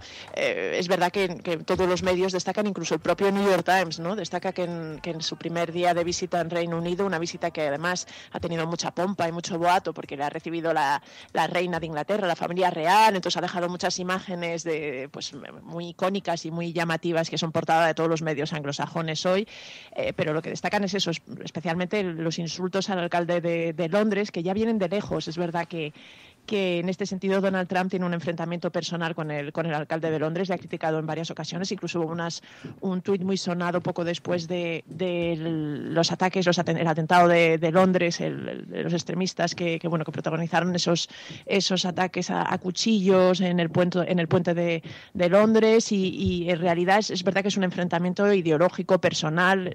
Sadiq Khan, el alcalde de Londres, además es laborista, es musulmán, con lo cual en teoría es verdad que es un personaje que está un poco en las antípodas de Donald Trump y Donald Trump lo ha recalcado y le ha llamado perdedor redomado, algo así, ¿no? Entonces todos los medios británicos, especialmente los de izquierda, como The Guardian, es lo que destacan de esta visita. También ha sido un poco descortés con la mujer del príncipe Harry, del príncipe Enrique, con Meghan Markle, a la que ha llamado desagradable en una entrevista. Es verdad que ha entrado así. Dentro de que luego el primer día de la visita, también lo destacan varios medios, ha sido bastante tranquilo, pero digamos la previa de las declaraciones y un poco todo el ruido ha hecho que al final esto sea lo que más destaca. The Guardian, por ejemplo, destaca esto, los insultos. Los medios más conservadores británicos se centran en algún otro aspecto, ¿no? La popa, el boato, sus fotos con la reina de Inglaterra, incluso The Times, que era digamos el diario, que es un diario conservador y que era un poco más el que abogaba incluso en un editorial porque hubiera cierta humildad de Reino Unido, dado el incierto futuro que le espera al país en las relaciones diplomáticas, que hubiera humildad y que se tratara bien a Donald Trump. Y por ejemplo, destacaba esta mañana The Times destacaba algo así como que Theresa May había aceptado un poco seguir una posición de cierta dureza con China en esta guerra comercial que ha emprendido el presidente norteamericano. Vamos a ver, porque la visita son 3 días, pero de momento ya os digo que ha dejado muchas portadas, muchas fotos y muchos comentarios y cierto enfrentamiento también político en Reino Unido. Oye, por donde pasa Donald Trump llama la atención, pero yo entiendo, es verdad, soy protagonista en todas las portadas, pero yo soy un poco partidario, como dice Sideral Cat. Vienes a mi casa a insultar, pues te vuelves a la tuya. Y es un poco de esto, ¿no? O sea, es un poco El Padrino. O sea, vienes aquí en la boda de mi hija a ver a la reina de Inglaterra y entras dando patadas en las espinillas en casa, yo que te he invitado a que estés aquí entre nosotros, ¿no?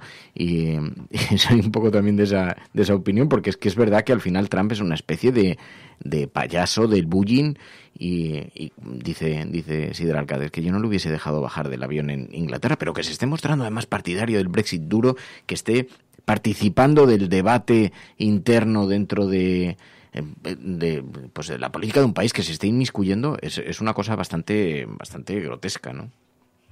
Sí, esto que comentabas de la defensa de Donald Trump del Brexit duro va mucho con su carácter, pero en el fondo parece bastante, pues al margen, dejar de lado todos los riesgos y todas las implicaciones que una política así supondría para el Reino Unido, ¿no? De hecho, si no ha hecho campaña, casi ha hecho campaña por Boris Johnson como sustituto, como nuevo primer ministro británico, e incluso decía que Nigel Farage, el eurodiputado del UKIP, el euroescéptico por excelencia de Reino Unido, sea el que dirija las negociaciones con la Unión Europea para la salida.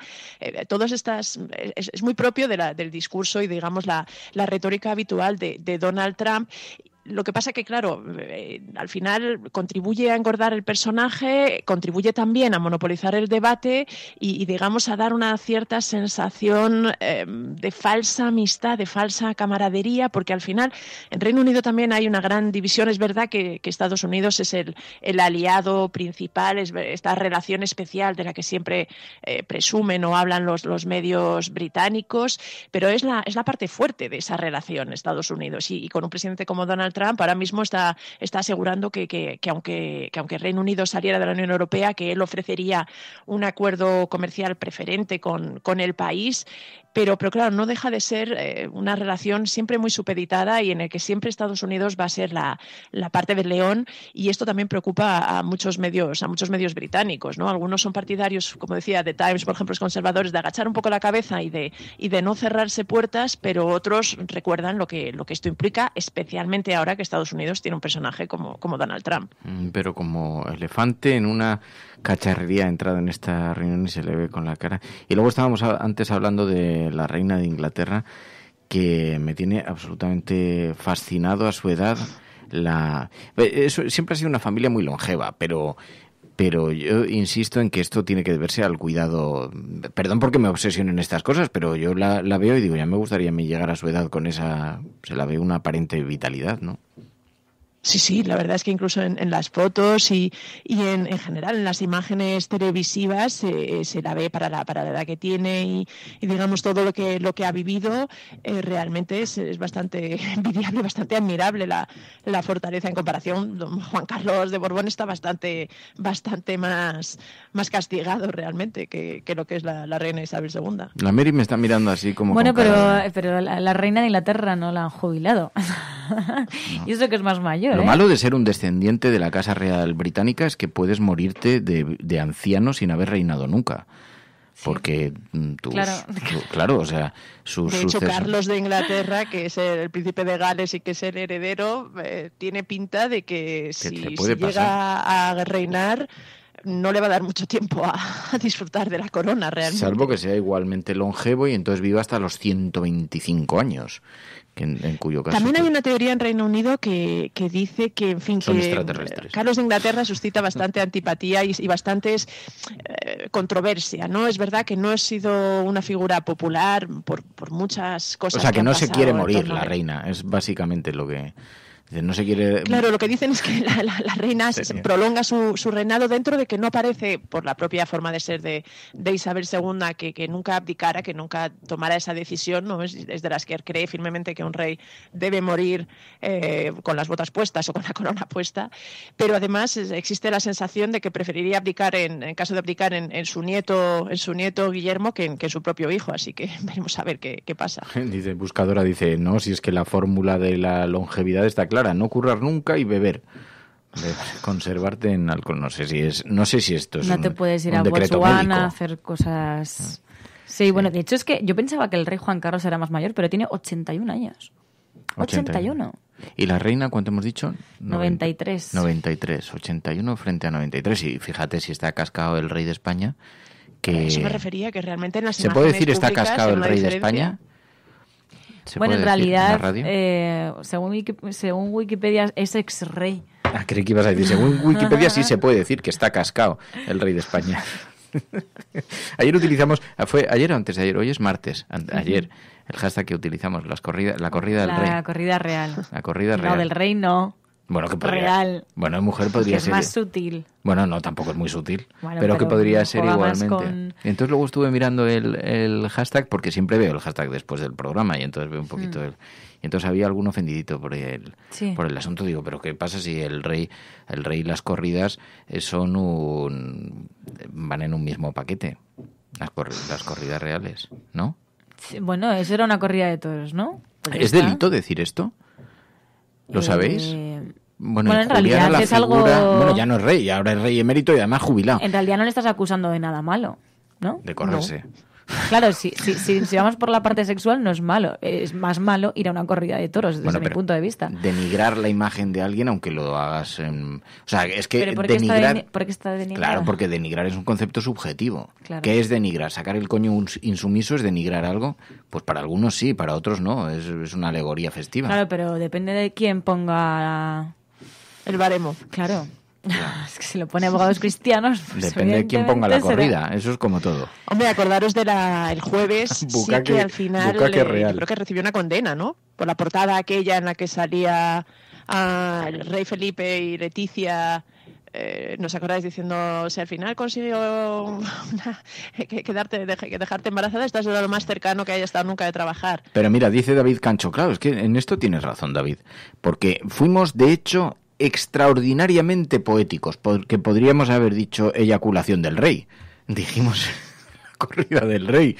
No, digamos que dejamos abierto el territorio a la imaginación. Podríamos haberlo... No, pero fíjate que nos ruboriza mucho más hablar de la parte sexual que hablar, por ejemplo, de una corrida de toros, que es una barbaridad. Claro. Pero bueno, se puso el foco también la corrida de toros... Hombre, sí, fue bastante simbólico, ¿eh? La imagen fue bastante simbólica. Hombre, en este caso nos vino muy bien, yo es que ayer estuve repasando las palabras polisémicas con mis hijos, nos vino muy bien la polisemia de esa palabra realmente. ¿Corrida? Sí. No me digas que podríamos hacer una sección tuviste que explicar eso de a las tus cosas hijos. que aprende Pilar de sus hijos. Estuve repasando otro tipo de palabras polisémicas. Oye, te voy a pedir, Pai, tienes un botoncito en el iRig, una especie de ruedecita de volumen. Te voy a pedir que la bajes un pelinín, porque yo creo que nos entra el micrófono un poco fuerte. Me da la impresión, ¿eh? Igual no sé si me corregirán los del chat que lo están escuchando. Pero claro, vale, ya me dices. ¿Mejor? A ver, un poquito más. Pues aquí probando para ver si seguimos a un nivel aceptable o hemos bajado un poquito. Así está bien. Dice... Claro, luego ya empiezan cagarro, polla, paja, corrida, me voy a esconderme que no vengan a quemarme, dice Pipistrelo, porque luego ya se aportan todo tipo de sinónimos a la acción directa del asunto. Sí, así es la cosa. De todas formas, yo creo que de todas formas, en el caso del rey Juan Carlos, alguien tuvo poca vista cuando realmente el primer acto al que asiste el rey después de anunciar su retirada de la vida pública es justamente una corrida de toros, ¿no? Pues no sé qué decirte. Estoy un poco con María, que es un poco la defensa yo creo de la que es españolidad. revelador de lo que representaba el rey campechano, ¿no? Que le llamaban el rey campechano. Pues bueno, se va de caza y se va a los toros. Yo creo que también refleja bastante el tipo de rey que hemos tenido. Pero al final hasta realmente hasta que empezó digamos su descrédito se daba, y yo creo que es verdad que había sido un personaje que había tenido un cierto instinto para saber posicionarse sin tomar partido, es decir, con cierta equidistancia para no digamos dañar demasiado su imagen pública y para mantener una cierta posición pues eso de prudencia con ciertos temas. Y es verdad que con estas cosas se ha colocado y se ha posicionado mucho más. Entonces yo no sé si la edad en ese sentido también ha afectado a ese instinto o a esa habilidad que había sabido tener durante a lo mejor 20 o 30 años, o que realmente pues ha decidido hacer lo que realmente le apetece. Es todo muy extraño, porque incluso aunque seas monárquico convencido, esto de que haya un rey emérito que además anuncie que se jubila, entonces ya no es emérito, o solo se jubila de los actos públicos a los que ya prácticamente no participaba, y lo hace, se jubila y lo hace presidiendo una corrida de toros, que no es su última corrida, es su primer acto siendo no acto público. Sí. Es una cosa muy rara, o sea, esto no tiene defensa posible, salvo que, como decía Pedro J. Ramírez, insinuaba en un tuit, algo esté a punto de explotar en la Casa Real, algo esté a punto de salir relacionado con esa información, cosa que yo desconozco, porque debo decir que en los oscuros callejones de la corte madrileña en estos días los silbidos acerca de esto no se han escuchado. Se habla mucho de corridas reales, pero no se hablaba de estas otras materias. Fíjate, qué cosas. Os he dejado sin palabras. Totalmente. Claro, pero mientras, además, apuntaban varios medios a que seguirá cobrando de los presupuestos después de abandonar la vía pública, o sea que en realidad... Algo le reducirán la asignación presupuestaria, supongo que ya no necesitará la Moleskine. Bueno, pues igual la corrida de toros se la hemos pagado entre todos, ya te lo digo ya. No, bueno, no te solo por los desplazamientos. También es verdad que al mantener el título de rey emérito mantiene una cierta inviolabilidad, que eso es también lo que destacaban algunas personas, ¿no? Que esta es una figura que se han sacado un poco de la manga para garantizar pues cierta visibilidad, cierta respetabilidad y también esa posición de que no es la misma inviolabilidad que el rey probablemente, pero sigue siendo una figura ahí un poco en los grises, ¿no? No está claro. En el caso de que al final saliera alguna evidencia o hubiera alguna prueba de algunos de los delitos de los que se le ha acusado, se ha insinuado que podría haber cometido, quizá esa también sea una de las claves. Sí, pero al final, cuanto más protegen de esta manera la figura de, vamos a llamarle ex-rey, pero rey emérito jubilado, cuanto más protegen esa figura, yo creo que más perjudica la imagen de Felipe VI, ¿no? Porque se están dando una imagen de que hay que proteger esa antigua figura y en realidad deja de tener sentido la de Felipe VI, ¿no? Entonces yo creo que, no sé si lo están calculando bien en la Casa Real. Dice Cayetano, Fer es el nuevo pilar urbano. Anda que no te gustan las cositas de Palacio. No voy a entrar en esa agresión porque tengo la capacidad de bloquearte en el chat y en todas las redes sociales y denunciarte por maledicente. No, que va, de hecho dejé de ir a las cosas esas que había en las... Y era muy interesante, porque era todo un retrato antropológico sobre la sociedad española, las élites españolas y la concentración de poder. Pero de vez en cuando me invitaban a estas cosas que hacen el Día de la Hispanidad y hacen como una... ¿Cómo se dice? Recepción real, una recepción real, sí. Como se ve, no estoy muy ducho en esos aspectos, pero siempre parecía yo rústicos en Dinerolandia, porque entraba con mis bolsas del Corte Inglés y entonces entraba ahí. Muy bien enchaquetado, eso sí. Una vez me tocó en la cola junto a Germán Terch, que además me miró con cara de esto va a salir en tu expediente alguna vez. Digo, pero si me están sacando, si estoy hablando en directo en la SER, porque me colé, bueno, es que es muy fuerte, me colé en una... En teoría no está bien visto, tampoco nadie te prohíbe expresamente que no puedas hacer cosas dentro, pero se hacen los salones reales del Palacio Real que hay en la Plaza de Oriente Madrid. Por cierto, que quiero promover una iniciativa para convertir eso en Museo de Arte Moderno, porque me parece increíble que esté desaprovechado un local de esa magnitud. Pero fui allí y entonces le dije a Ángels, oye, yo voy a estar en la recepción esa del Día de la Hispanidad, si quieres entro en directo. Y me dijo, pues si no se puede. Digo, a mí nadie me ha dicho nada. Y entonces la llamé por teléfono y yo iba en la cola y entonces le iba contando, pues ahora estamos en la cola, me están ofreciendo unos canapeses y tal, y le iba contando las cosas. Germán Terch me mira mal. Y entonces, y me encontré a Germán Terch en la cola, con quien yo había tenido una buena amistad hace algunos años, pero el tiempo pues nos ha ido colocando a cada uno en un lugar, a él ya lo habéis visto, y entonces yo le saludé muy educado, pero yo soy un tío muy educado. Creo que has salido bien parado, Fer. Sí, no sé. Sí, en comparación, sí. Mi marmita no estaba mal. Mi marmita, haber elegido la otra. Y entonces, yo le saludé muy educado y le dije a Germán y tal. Me dijo, así te veo bien y tal. Pues yo iba con chaqueta y tal, como voy a estos sitios. Pero yo soy un tío que me ¿cómo se dice? Mimetizo. Me mitifico. Que también, eso es me mimetizo con las cosas. Entonces, pero fue la última a la que fui, ya no volví a ir, ya porque salió en el Ola una foto mía saludando al rey y dije, hasta aquí hemos llegado. ¿Saliste en el Ola? En el Mundo, en el Ola, uno de esos, sí. Y es lo mismo, Fer.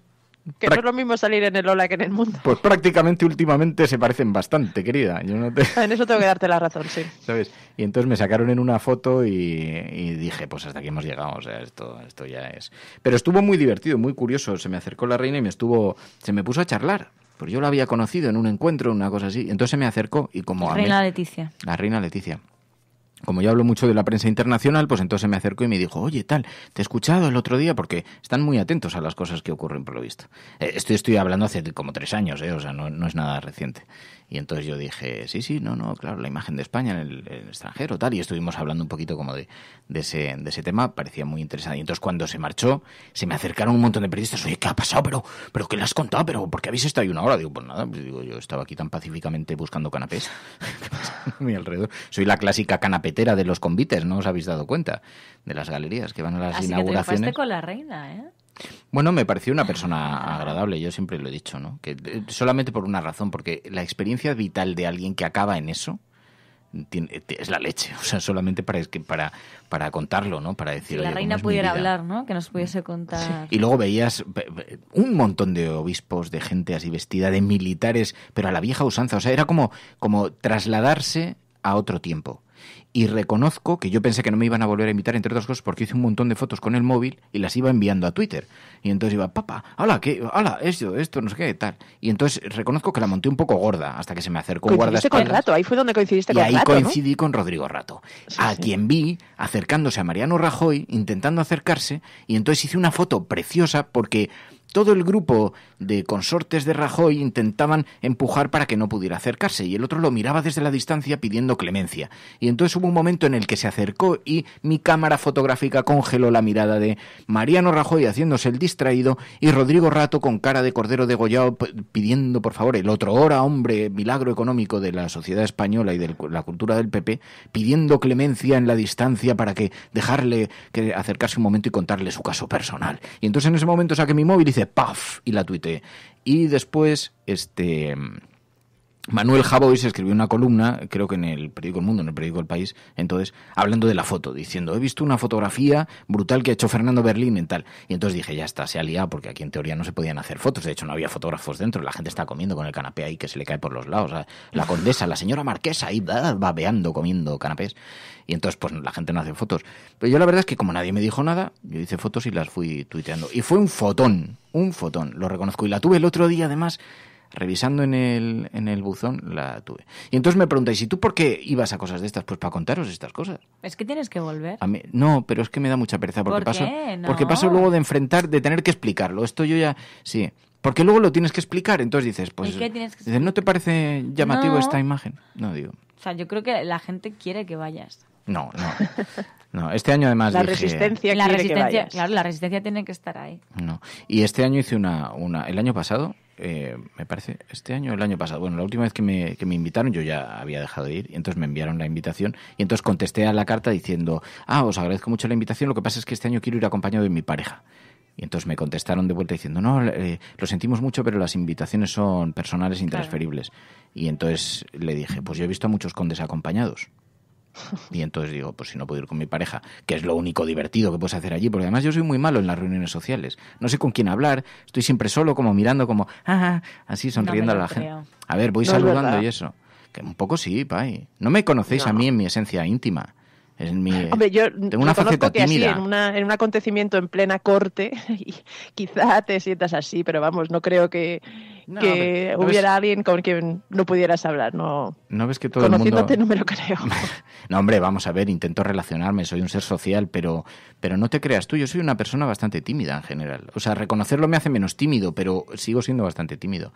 Y entonces, bueno, me acerco, pues alguna vez, hombre, cuando he tenido la suerte y me he encontrado a Gabilondo y pues entonces ahí pues me quedo de charla y me junto a algún grupo así, o me he encontrado también alguna vez a Nacho Escolar o a Gemma del Periódico de Cataluña, así amiguetes un poco de la profesión, pues me quedo así como un poquito distraído. Pero yo soy poco de andar, hay gente que de pronto ve, mira, está allí no sé quién, vamos al corrillo, yo qué sé, no sé.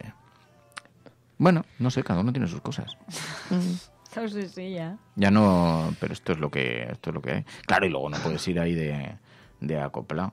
Luego, claro, con Emilio Silva es muy divertido, por ejemplo. ir a estos sitios, porque Emilio te va contando, además Emilio se sabe las caras de todos y te va diciendo, este es no sé quién, porque yo encima tengo una memoria horrorosa, entonces la gente se me acerca por la tele, oye Fernando, te sigo mucho, muy bien, muy bien, chaval, muy bien, muchacho, de esos que te dan hostias así en la cara con la palmada, así, muy bien, muchacho, qué bien lo haces, digo, tengo 44, querido, ya no soy el muchacho que creías que era, ya no puedo. Bueno, pues eso es lo que hay. Esa es de todas formas, siempre es interesante eso. eso para ver un poco lo que decías, ¿no? Cómo se relacionan las élites, cosas que además, como ves muy bien en ese tipo de actos, digamos, las pequeñas esclavitudes de cada uno, ¿no? A lo mejor el jefe de una empresa, pero que hace como una especie de pantomima para intentar llegar al presidente o al ministro de turno, o sea, todo ese tipo de movimientos, es verdad que son Mira, interesantes. Además se nota en la sala cuando entra, por ejemplo, porque hay muchos personajes desconocidos y además todos van de galas, entonces ves a los militares y ves altísimos rangos de militares, pero señores que no deben haberse levantado un despacho. Importantísimas misiones seguramente tenían sobre la mesa de su escritorio. Por ejemplo, ¿a dónde voy a hacer la compra esta semana? Porque les veías de esto que habían sido pues seguramente viejas glorias del ejército, pero vestidos con todos sus galones y con todas sus cosas, y entonces así con el señor obispo, vestido de señor obispo, y dices que estamos en el siglo XXI, o sea, que Internet existe, y sin embargo ves a unos señores, y entonces entra el presidente del gobierno, en la última en la que yo fui, Mariano Rajoy, y entonces todo el mundo concentrándose a su alrededor, y empiezas a ver cómo se empiezan a mover, que está ahí Mariano, vamos, y todo el mundo sonriendo para que le vean sonreír, le ha saludado, sí, ¿qué le has dicho? Nada, unas palabras, intercambio, y todo el mundo intenta engrandecer las palabras que ha intercambiado, que a lo mejor han sido, ¿qué tal? ¿Cómo estás? Y te han dicho, bien, y te han apartado. Y entonces, nada, le he dicho que cómo se encuentra, que le he visto muy bien, porque la verdad, qué bien le he visto, qué bien le ves, y entonces están dando vueltas una hora sobre una cosa absurda que ha sido una anécdota, y eso es muy habitual. Supongo que es muy humano, tampoco me voy a burlar de la gente, porque, oye, supongo que en el fondo cada uno tiene sus mitos y sus... Hoy he pensado una cosa, al hilo de esto, de lo que dices, Pai, que es muy interesante esto que dices. ¿Por qué, digamos, la doctrina de supervivencia, la forma de organización, ¿no? ¿Cómo te vas alineando así, vas buscando a las personas que no lo sé, que te pueden mejorar la vida o facilitarte las cosas o que crees que estar en su círculo es positivo para ti o tal, ¿no? Y me he dado cuenta, es increíble cómo somos como hormigas de un hormiguero. ¿Habéis probado alguna vez a coger una hormiga de un hormiguero? Seguro que sí lo habéis hecho. De un hormiguero. O sea, no lo he hecho, pero sí que me las contado. ¿Y nunca has probado a hacerlo después de que te he contado uno de los grandes secretos de la humanidad? Un poco cruel. Bueno, pero es que solo se puede hacer una vez. Tampoco estás matando al colectivo de las hormigas. Es un experimento antropológico. Es verdad, es una crueldad y no juro que no lo voy a volver a hacer, pero lo hice una vez. Coges una hormiga de un hormiguero y la dejas en la puerta de otro hormiguero. Aunque sean hormigas iguales, la destrozan. Se la comen. Entonces es una guerra abierta, fratricida, inexplicable, que seguramente tiene muchas explicaciones territoriales, biológicas y todo esto, que todo el mundo aportará muchas claves, ¿no? Pero en el fondo los seres humanos somos exactamente igual. Yo decía, ¿qué es lo que nos diferencia? ¿Qué diferencia unas religiones de otras? O sea, exactamente, ¿por qué hay gente porque dices todavía un estudioso de la teología conoce en profundidad la religión? Pero otras personas simplemente han ido a misa alguna vez o sus padres de tal y se convierten en súper religiosos. Creen que hay algo, que tampoco conocen muy bien la historia del cristianismo, ni de dónde bebe, ni las raíces de las que beben la religión católica, ni de que está basado en costumbres puramente paganas y que además a lo largo de la historia de la Iglesia católica han ido cambiando las costumbres según las reuniones, pues ahora los curas se podían casar, después era un pecado, después no sé qué, y todo era por una cosa de estructura social y de jerarquías y de obligaciones jurídico así fiscales. Y te preguntas, ¿cómo es posible que la gente se agrupe en torno a un personaje que ni conoces? O sea, que hagas caso a un cura que te cuenta algo, o a un político que probablemente no coincide del todo ni siquiera con tu ideología, con tu forma de vida y tal, y de pronto te magnetiza de alguna manera su discurso y delegas en él porque no quieres profundizar, no quieres convertirte en teólogo ni tampoco en politólogo. Delegas en él que si te está diciendo eso, bueno, como es de los tuyos, pues entonces formo parte de eso, ¿no? El espíritu de la racionalidad. Y lo delegas y lo hacemos todos en una medida o en otra. Y en el fondo pienso que tiene que ver con que nos agrupamos, es una cuestión de supervivencia, o sea, una especie de como nos agrupamos como por clubs, por manadas, por ¿cómo se llama lo que hacen? Por las tribus urbanas, Y entonces tiene que ver, bueno, a alguien que conecta más o menos con la esencia de lo que tú piensas, pero que también representa un poco estéticamente lo que a ti te encaja, y entonces ¡pum!, acabas integrado en una cosa de estas. Y nos pasa a todos, cuidado, que el que menos cree que le pasa está incorporado en algún tipo de movimiento de cosa, o de comunidad, o de algo así. Y entonces, es que el ser humano también es un ser social, ¿no? Necesita el grupo. Otra cosa es a veces la dificultad o los motivos que tienes para unirte a una u otro grupo, a una u otra corriente. Ahora me estaba acordando que me estabas contando eso cuando hablamos de La vida de Pi, la película, que había una parte que quizá no se le prestaba tanta atención, pero que a mí me llamó mucho la atención y me gustó al principio cuando el protagonista es niño y va contando cómo era su vida en la India, ese acercamiento que tiene primero a la religión budista. Y luego cuando descubre la religión católica, se quiere hacer de la religión católica. Y luego cuando descubre la religión judía, se quiere hacer también judío, creo que era, ¿no? Y cómo intenta ver las cosas de las tres religiones y le gustan y le seducen y quiere hacerse de las tres religiones. Claro, cuando se entera la familia, cuando se enteran los propios, el cura, el rabino y tal, se llevan las manos a la cabeza, ¿no? Pero curiosamente desde la inocencia de un niño tenía sentido, ¿no? Pues este club me gusta, pues quiero ser parte de él. Este otro, pues también me gusta. En el fondo luego son muy excluyentes, pero es verdad que desde este punto de vista... Sí. Me gustaría, a ver si hay algún entre los oyentes, a ver si alguno de vosotros es psicólogo social, porque me gustaría alguien que nos recomiende o que nos diga o que nos explique por qué se articulan como se articulan los grupos de personas. Somos seres gregarios, estabais diciendo en el chat, la necesidad de pertenencia que dice Rubén, y es verdad, pero... Es raro porque en el fondo todos nos agrupamos en torno a cosas y, a ver, no creo que nadie pueda hacer, incluso los que somos muy críticos con la religión, pueda hacer una lectura muy profunda, muy estudiada, muy teológica sobre las deficiencias de la religión. Son impresiones, son valoraciones, son cosas que hemos asumido, incluso en la crítica, ¿no? Pero que nos colocan ya en otro colectivo, nos colocan como ser gregario en otro grupo. A lo mejor es para no sentirnos indefensos, a lo mejor se trata de sentir que hay alguien más como tú que comparte esto, ¿no?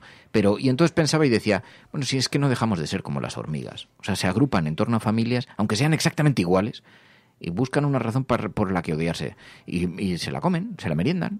Pero yo creo que o sea, es lo más normal, quiero decir, en el sentido en que somos diferentes entre nosotros y dentro de esa heterogeneidad también hay cierta homogeneidad, ¿no? Nos agrupamos en grupos, ya no solamente en grupos religiosos como apuntaba Pilar, sino también, pues bueno, pues yo conozco mucha gente que luego pues alrededor de hobbies conocen a grupos de personas, ¿no? Pues por ejemplo, la cafetera es una de ellas, pero luego aparte también, pues por ejemplo, la fotografía. Luego también se han creado grupos, por ejemplo, grupos para ir a dar una vuelta a la montaña, para hacer trekking, para hacer multitud de deportes, y eso también es una manera muchas veces de hacer deporte, de juntarte con gente para hacer deporte, pero también para socializarte, ¿no? Y al final, pues para tener gente con la que tienes cosas en común, como puede ser un hobby.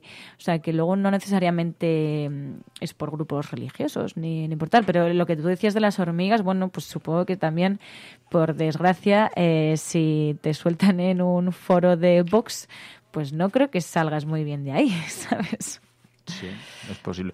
Bueno, hoy estábamos... Y no hablemos de los clubs de fútbol, ¿no? Que comentábamos ayer, claro. Eso también es otra especie de banderín de enganche para mucha gente que...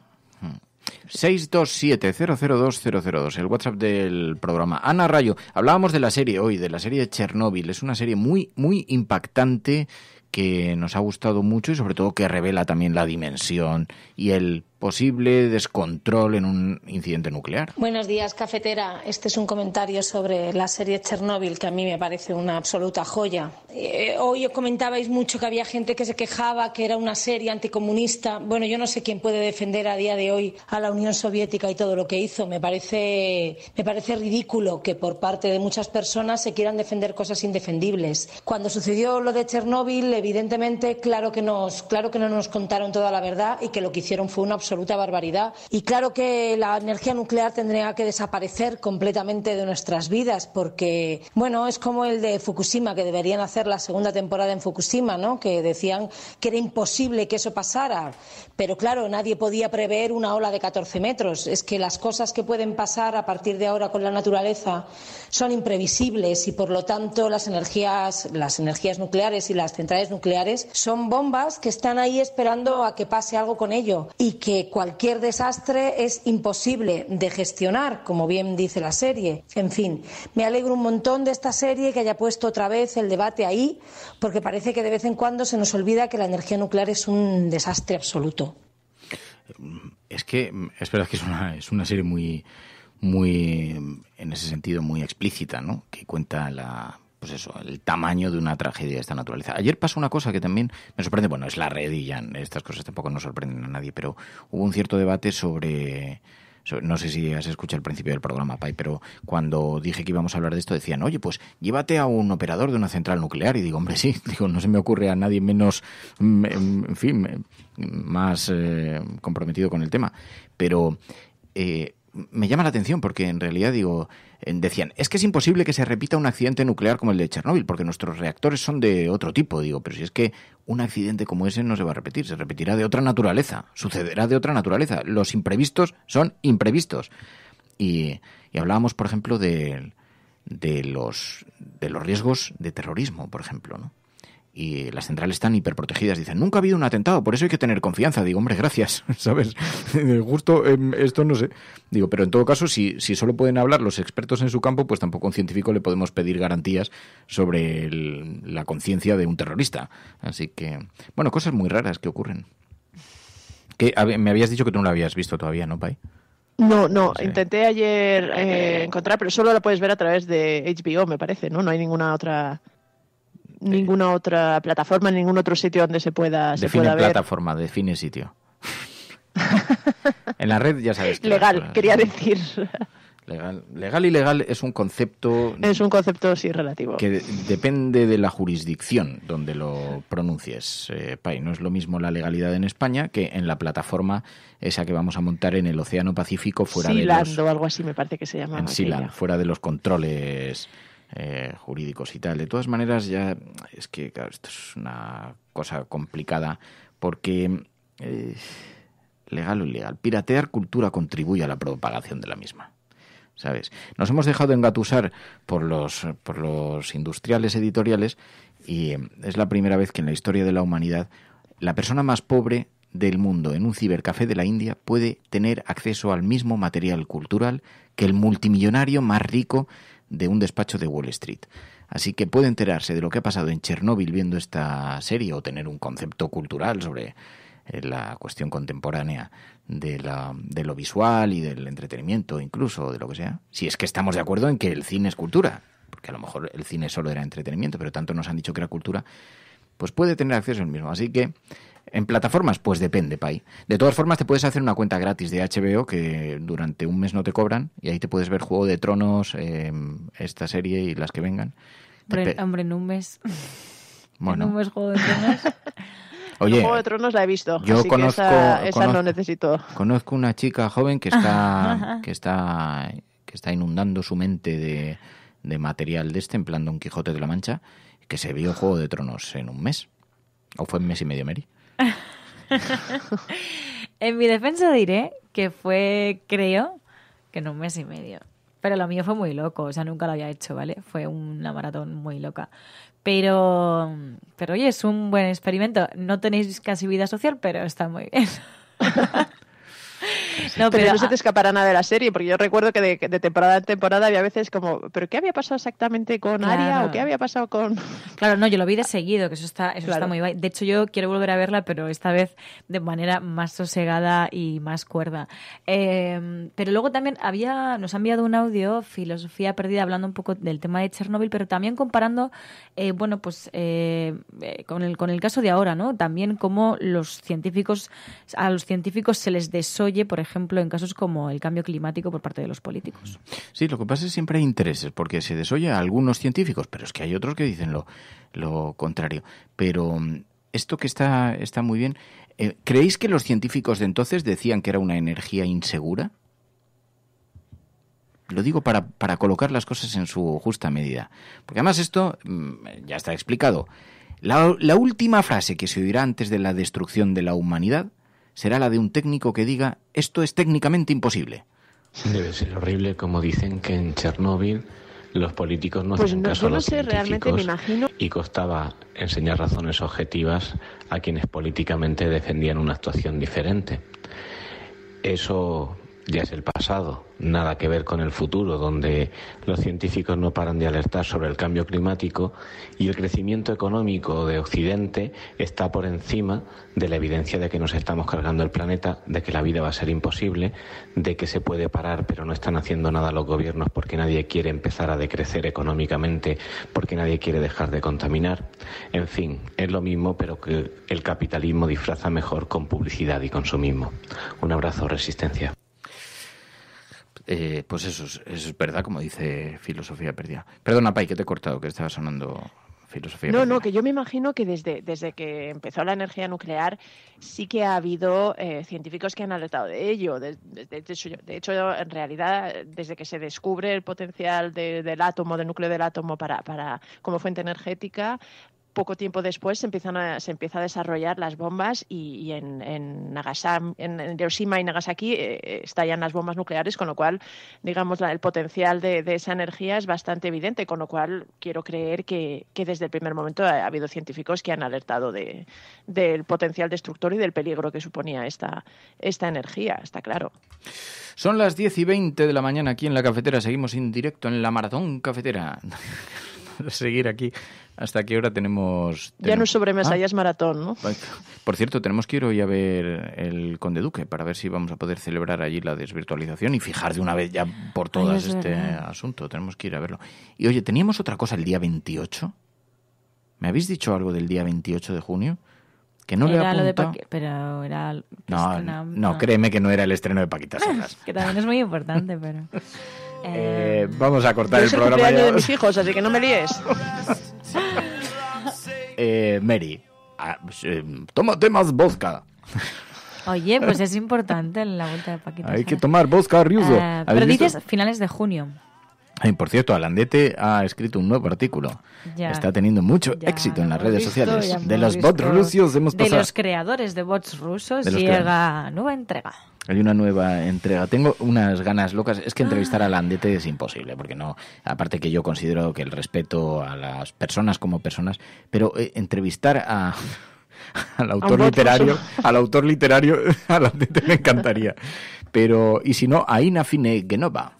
¿Sabes quién es? La de Russia Today, que es maravillosa, que siempre hace unos vídeos que enseguida se incendian las redes, así muy crítica, pero es bastante valiente, me parece que es una tipa bastante valiente, porque siempre se mete en unos jardines bastante interesantes. Voy a preguntar a ver si quiere un día pasarse por la cafetera y, bueno, por estimular un poquito la vidilla alrededor de la cafetera. Así que... Y hablamos de bots rusos. De bots rusos. No, es que me acaban de enviar que resulta que Pablo Iglesias ha publicado un tuit. Y entonces... Sí, ha recuperado una información anterior y la información que ha publicado ahora también Alandete. Bueno. ¿Qué dice? Dilo, cuéntalo. Si es que no me lo sé de memoria el tuit, pero bueno, pone las dos informaciones, la que publicaron en su momento en otro medio con la firma también de Alandete y la de ahora. Sí. Dice, de los creadores de A Podemos les financia Irán y Venezuela, llega Iglesias y Garzón son agentes del KGB. El firmante de la noticia acaba de ser premiado por la APM, y no es coña. Así que resulta que es verdad que David Alandete ha escrito un artículo, escribió el lunes, ayer, un artículo en el periódico ABC, David Alandete, que decía, la red de propaganda rusa se apoya en Podemos en España.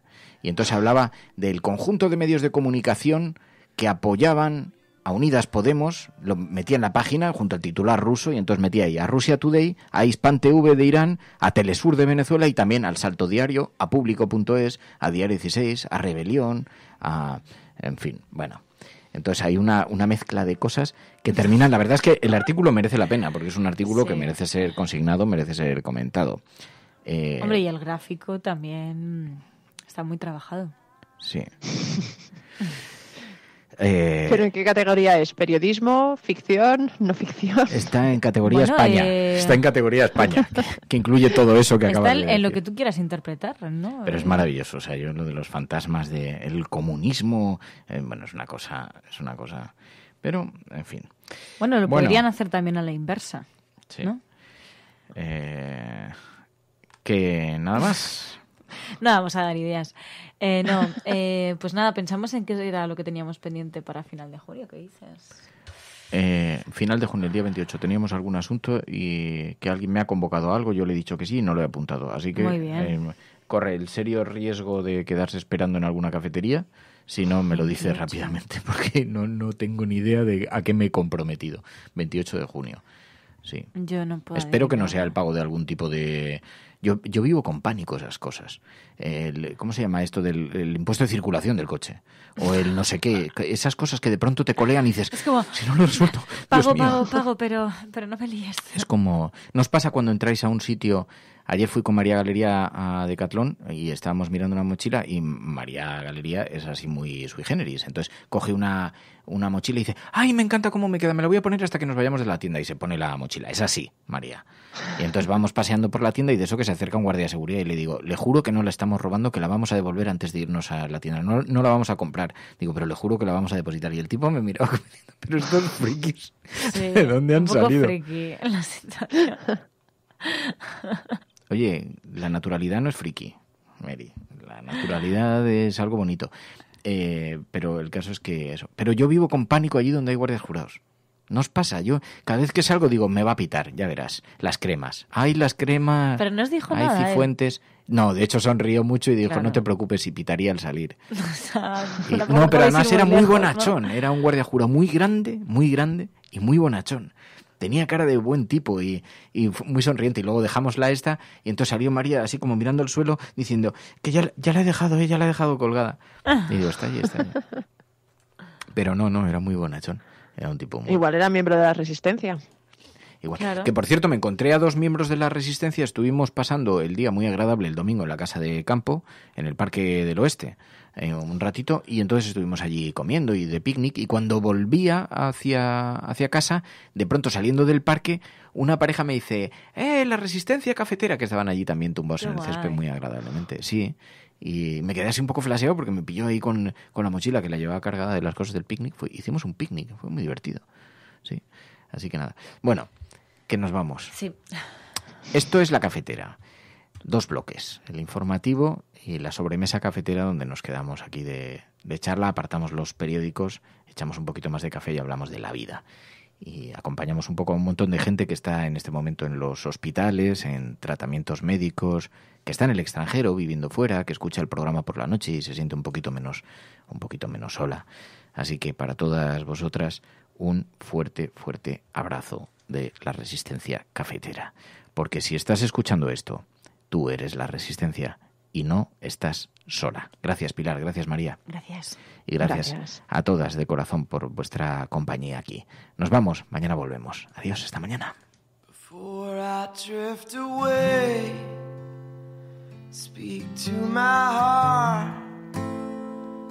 La Cafetera es un programa de radio que se financia gracias a las aportaciones de los oyentes. Si te gusta el periodismo que defiende y sientes que te acompaña, hazte mecenas y ayúdanos.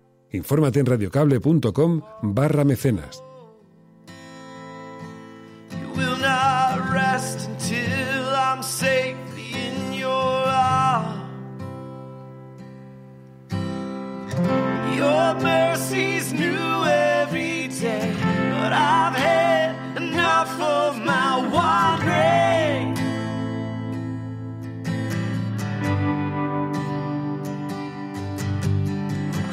You raise me out of the grave.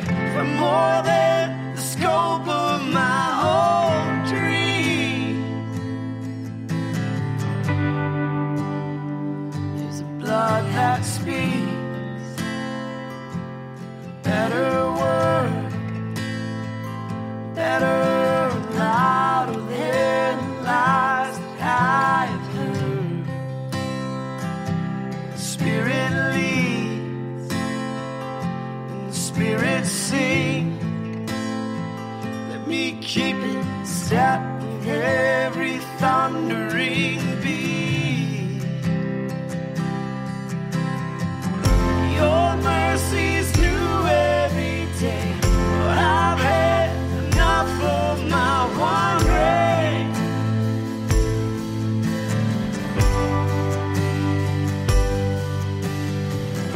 You raised me out of the grave, and more than the scope of my old dreams.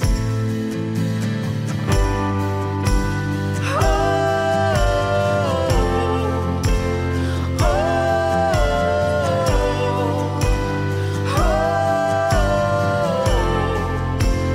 oh,